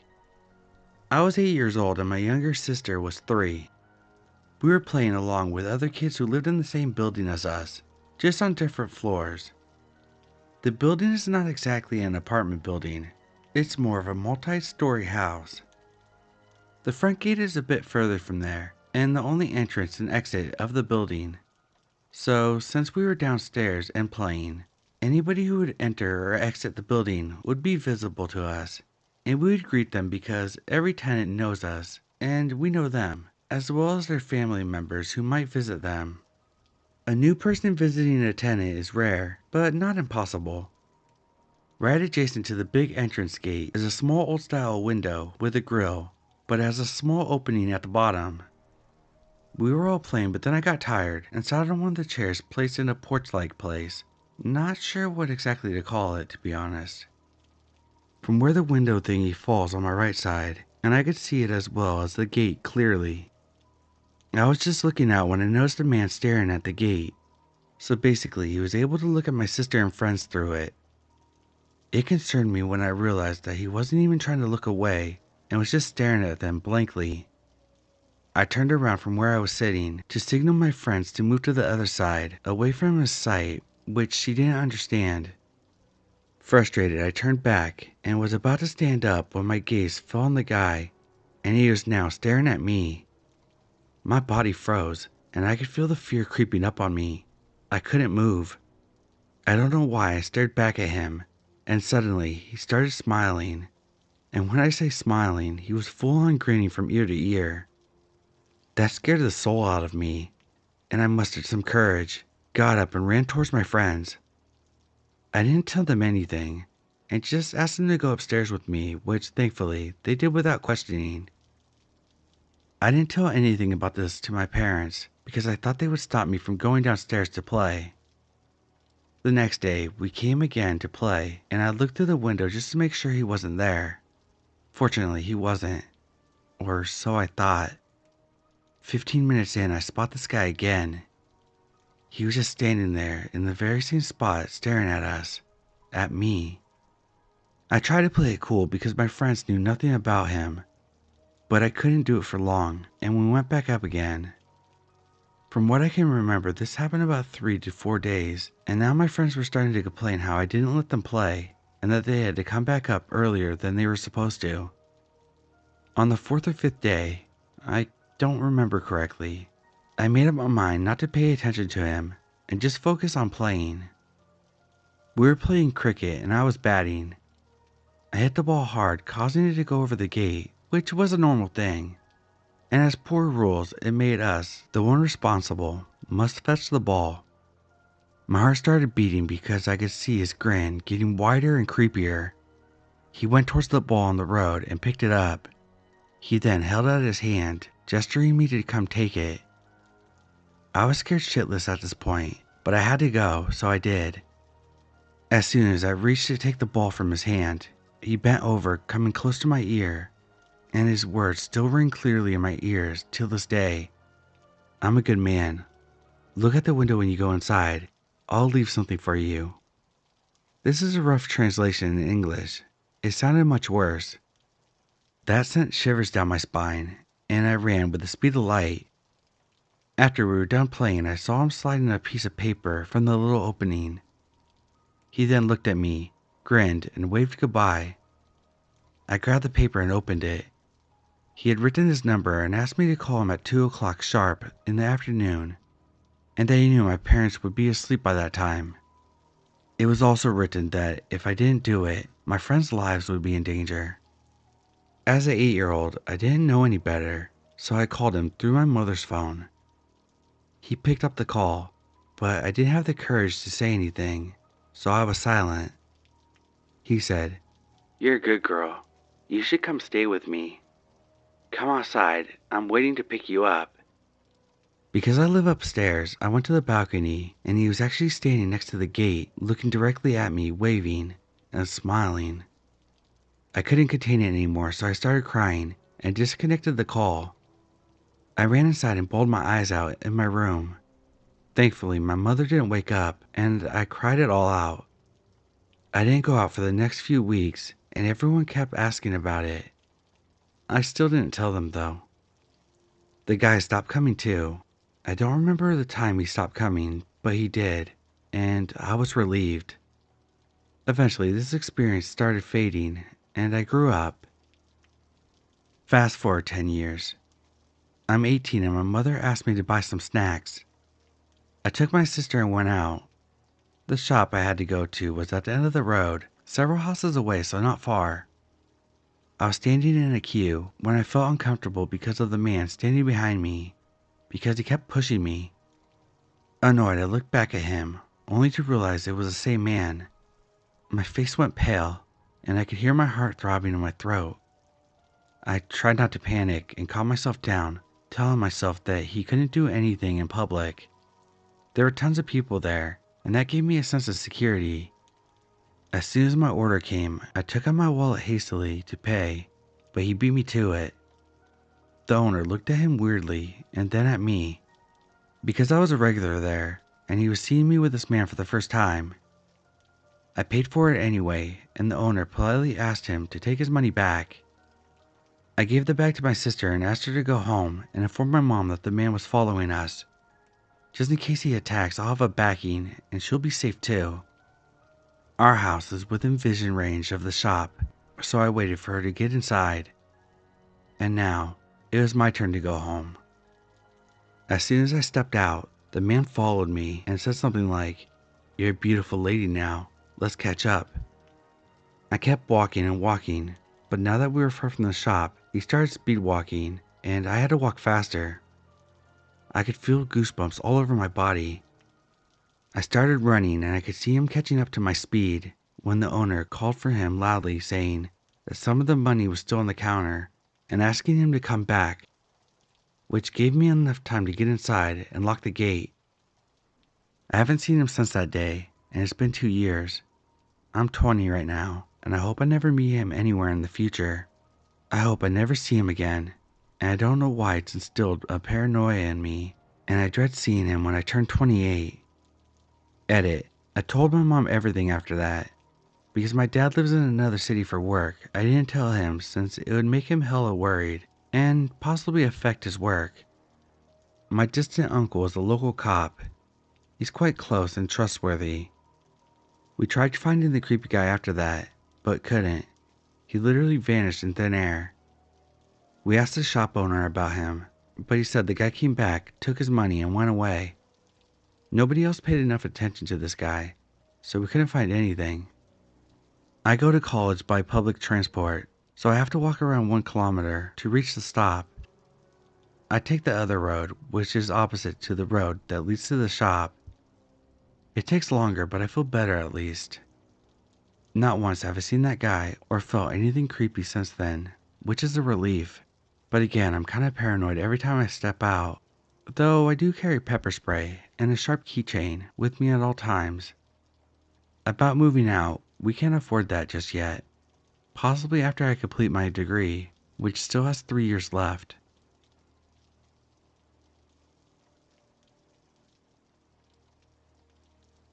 I'm a 25-year-old non-binary person renting a 4-bedroom house. One of my roommates is my boyfriend, and the other is my best friend of 10 years.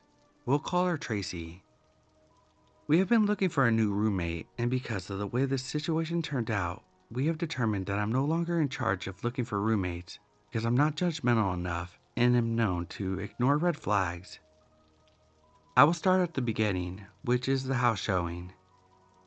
So, our new prospective roommate showed up to the house showing and introduced himself. He definitely seemed strange at first, but I wrote it off as him just being eccentric.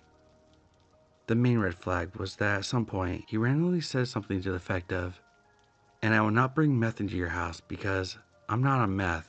I hate them and I see them as a scourge on this entire country." I didn't ask, so I was immediately weirded out, but my boyfriend and the roommate who was moving out also met the guy, and they both thought that apart from that, he seemed normal. He didn't look like a stereotypical meth head. His skin was clear and he was kind of chubby. We thought that maybe he thought I was a meth head because I'm a little bit scary. I have green hair, a 1-gauge septum, and 6 facial piercings. In addition, my roommate who was moving out turned out to be hiding a cat, which made the whole house smell like cat piss, which I've been told is what meth smells like. Also, the town that this guy is coming from is known for meth and crack, and he seemed to be explicitly trying to stay away from that town. So I thought maybe he was afraid of ending up in a situation where he was living with drug addicts and was trying to suss us out that way. Giving him the benefit of the doubt was my first mistake. Tracy and I were both wigged out about the entire thing, but we were kind of desperate for a roommate, and all the other people responding to the listing were not great fits, or were even sketchier than this guy, so we let him move in. Skip to the move-in date. He brings the old man to help him move his stuff. He then proceeds to make the old man move all the things by himself up the stairs while he sits there, including a refrigerator, by himself. New guy signs the lease. Immediately after signing the lease, he informs us that he did not include himself using a real name and proceeds to tell us his real name. This man was not transgender, so the only reason I could think of why he initially gave us a fake name is probably so he could avoid us running a background check. After this, I had to go to work. Throughout my shift, Tracy sends me a message that this guy is weird, but her responses are vague. I didn't find out what happened until I got home. Here's what she told me.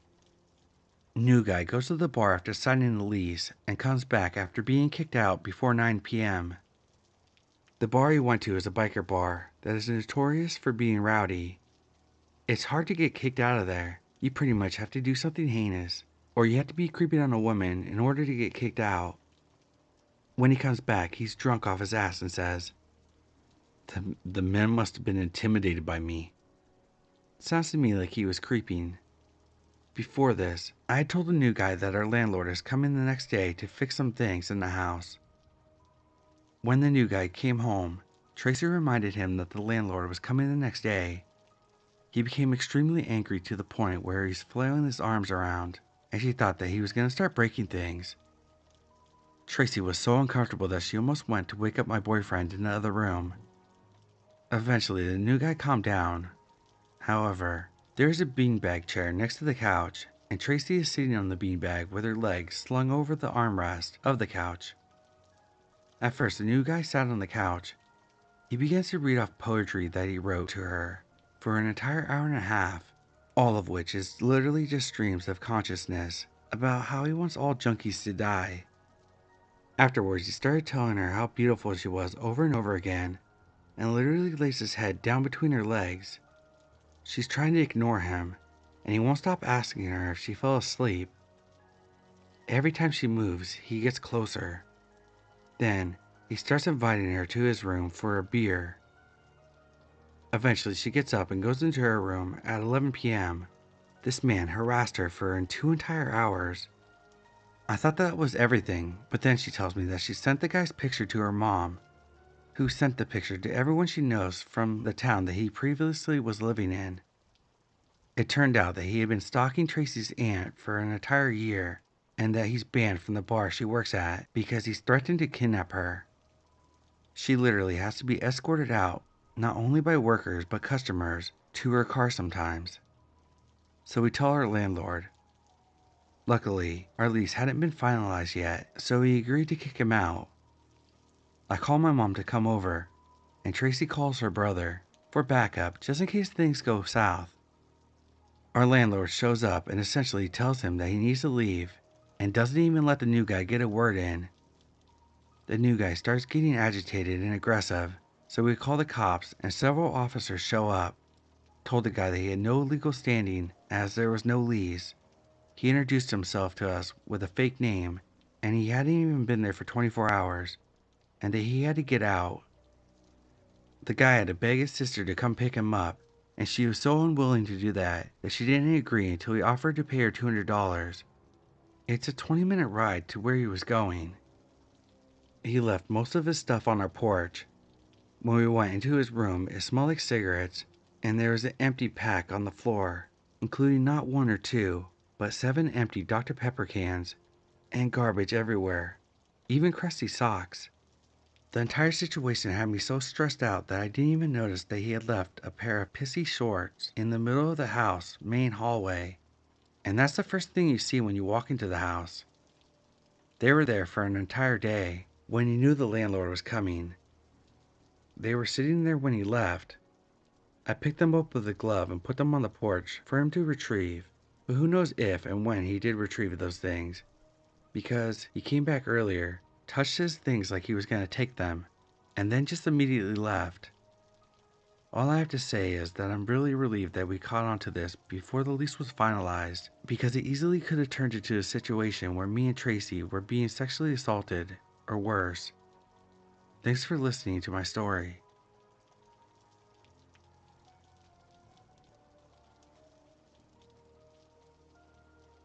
I'm a 36-year-old male. My parents divorced when I was 4 or 5 years old. During and after the divorce, my brother, let's call him Chris, my mom, and I moved into a 2-bedroom apartment townhouse. Now, this was not the nice townhouse you may imagine. It was a complete shithole per se. They were older, built in the 1960s. This was in the 1990s, and is in a rougher part of town. Something a single mother with 2 kids could swing. The layout to the apartment is important to the story, so bear with me. When you walk in the front door, the kitchen is immediately to your left, and there's a short entrance hallway in front of you. The kitchen is an open countertop area that looks into the dining spot for a table, and a split-level living room den area that also had a sliding glass door that leads to the backyard. No fence for privacy, where there was a rather sad and sparse playground. In the hallway entrance again, on the right is a staircase that leads up to all of our bedrooms. One day after school, my brother and I are out playing in the backyard on the playground, doing our kid stuff, when my mom told us she wanted to go check the mail. The mailboxes for the apartments are located in the front entrance, which is on the opposite side of the complex from us. Naturally, me being 5 and Chris 9, my mom didn't want to leave us alone, especially since it was about to get dark outside. We came inside and got ready to leave. On the way out, I remember my mom asking Chris if he had closed and locked the sliding glass door. Chris said he had. Cut to when we were back from the mailroom. It's maybe been about 20 to 30 minutes max. It's hard to recall fully. My mom unlocks the apartment door. I'm lingering in the car for some reason or other.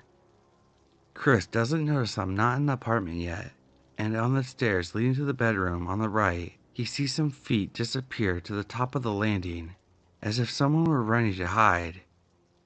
Thinking it was me, he didn't think anything was off. Chris goes into the kitchen, and I actually go upstairs directly into our bedroom to get ready for bed in the bathroom. My mom is at the table in the dining room area, near the split-level living area downstairs. While I'm completely clueless getting ready for bed in the bathroom, Chris from downstairs keeps hearing some noises walking around my mom's bedroom. Now, I had a bad habit at that age for going through people's stuff, not maliciously. I was barely 5, just curiosity. And Chris, thinking that I was being a nosy bastard going through all of my mom's jewelry, etc., runs upstairs to catch me in the act and get me in trouble. Chris runs up the stairs, sprints across the hallway to my mom's bedroom, and throws himself stomach first on the bed. When he looks up, he sees a tall, slender man with a bright green goblin latex Halloween mask on, and is holding a large knife he swiped from the kitchen. My brother sits silently in shock as the man in the mask raises a finger to his mouth, indicating for him to be quiet. And in the true form of my brother, he screamed bloody murder for my mom. At this point, I heard things going on, but I have no idea and am not aware of what's happening. I've gotten into my big oversized sleep shirt and am going downstairs to get a glass of milk before bed. When Chris screamed, the man ran downstairs and encountered my mom, who immediately jumped into action. Our baseball gear is near the living room, and my mom grabbed a bat and started fighting the man in our house while he's taking swipes at her with a knife. I first noticed what was happening when I came downstairs to the kitchen, pulled up a stool to reach the counter to pour a glass of milk, and that's when I see over the bar the guy push my mom off the step into the split-level living room, landing on her back. She starts swinging the bat wildly, trying to make contact with it, and she does. I'm glued to the image, truly frozen in place, not scared, just so young that I can't fully process what I'm seeing. The man finally runs towards the front door, which is right next to the kitchen. I'm mid-pouring my glass of milk, frozen, milk continuing to spill all over the counter and floor. He stops and turns directly to me, and in that green goblin mask with a knife, screams a primal, deep sound of rage and frustration, and then slams the door so hard the whole place shakes. I continue standing on the stool, pouring milk everywhere, frozen for what could have been seconds, but felt so long. I don't remember what happened after that, but all the parts that I've relayed are very clear to me. Moral of the story, lock your doors, and don't just assume that you did. And dear man in the goblin mask, let's not meet again.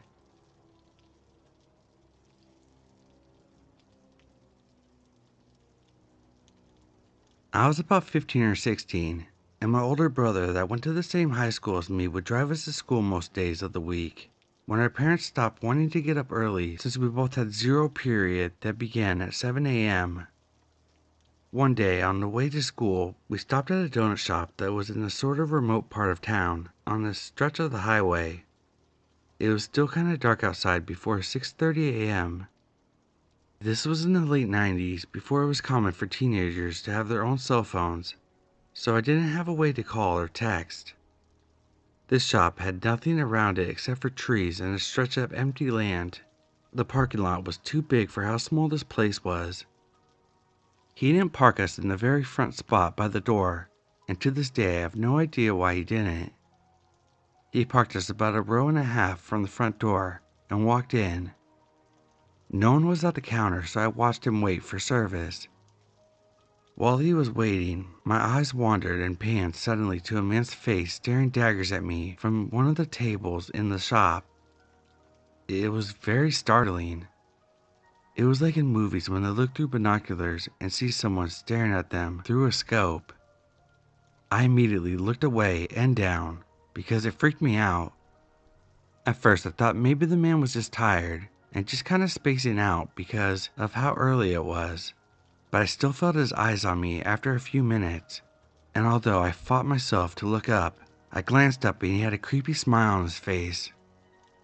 He had short bobbed hair, like a dude would have in the 70s.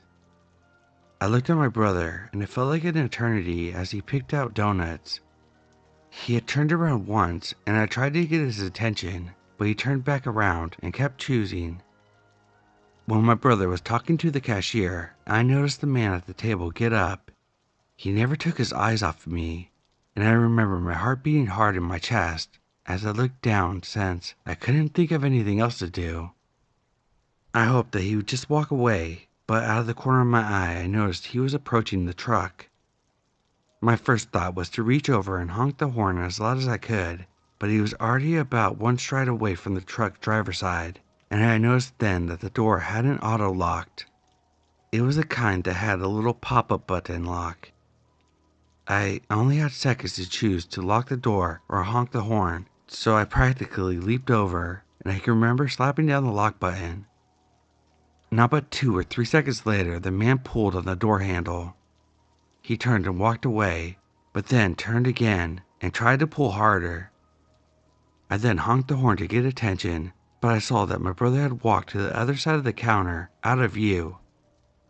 After I honked the second time, the guy walked off past the car, across the street, where it was a bit wooded before the highway resumed. When my brother came back, he asked me why I was honking and being impatient because it was still early and we wouldn't be late.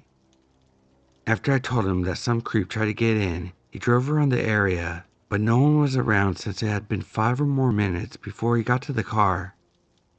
Creepy smiley zoned out donut shop guy. That's not me.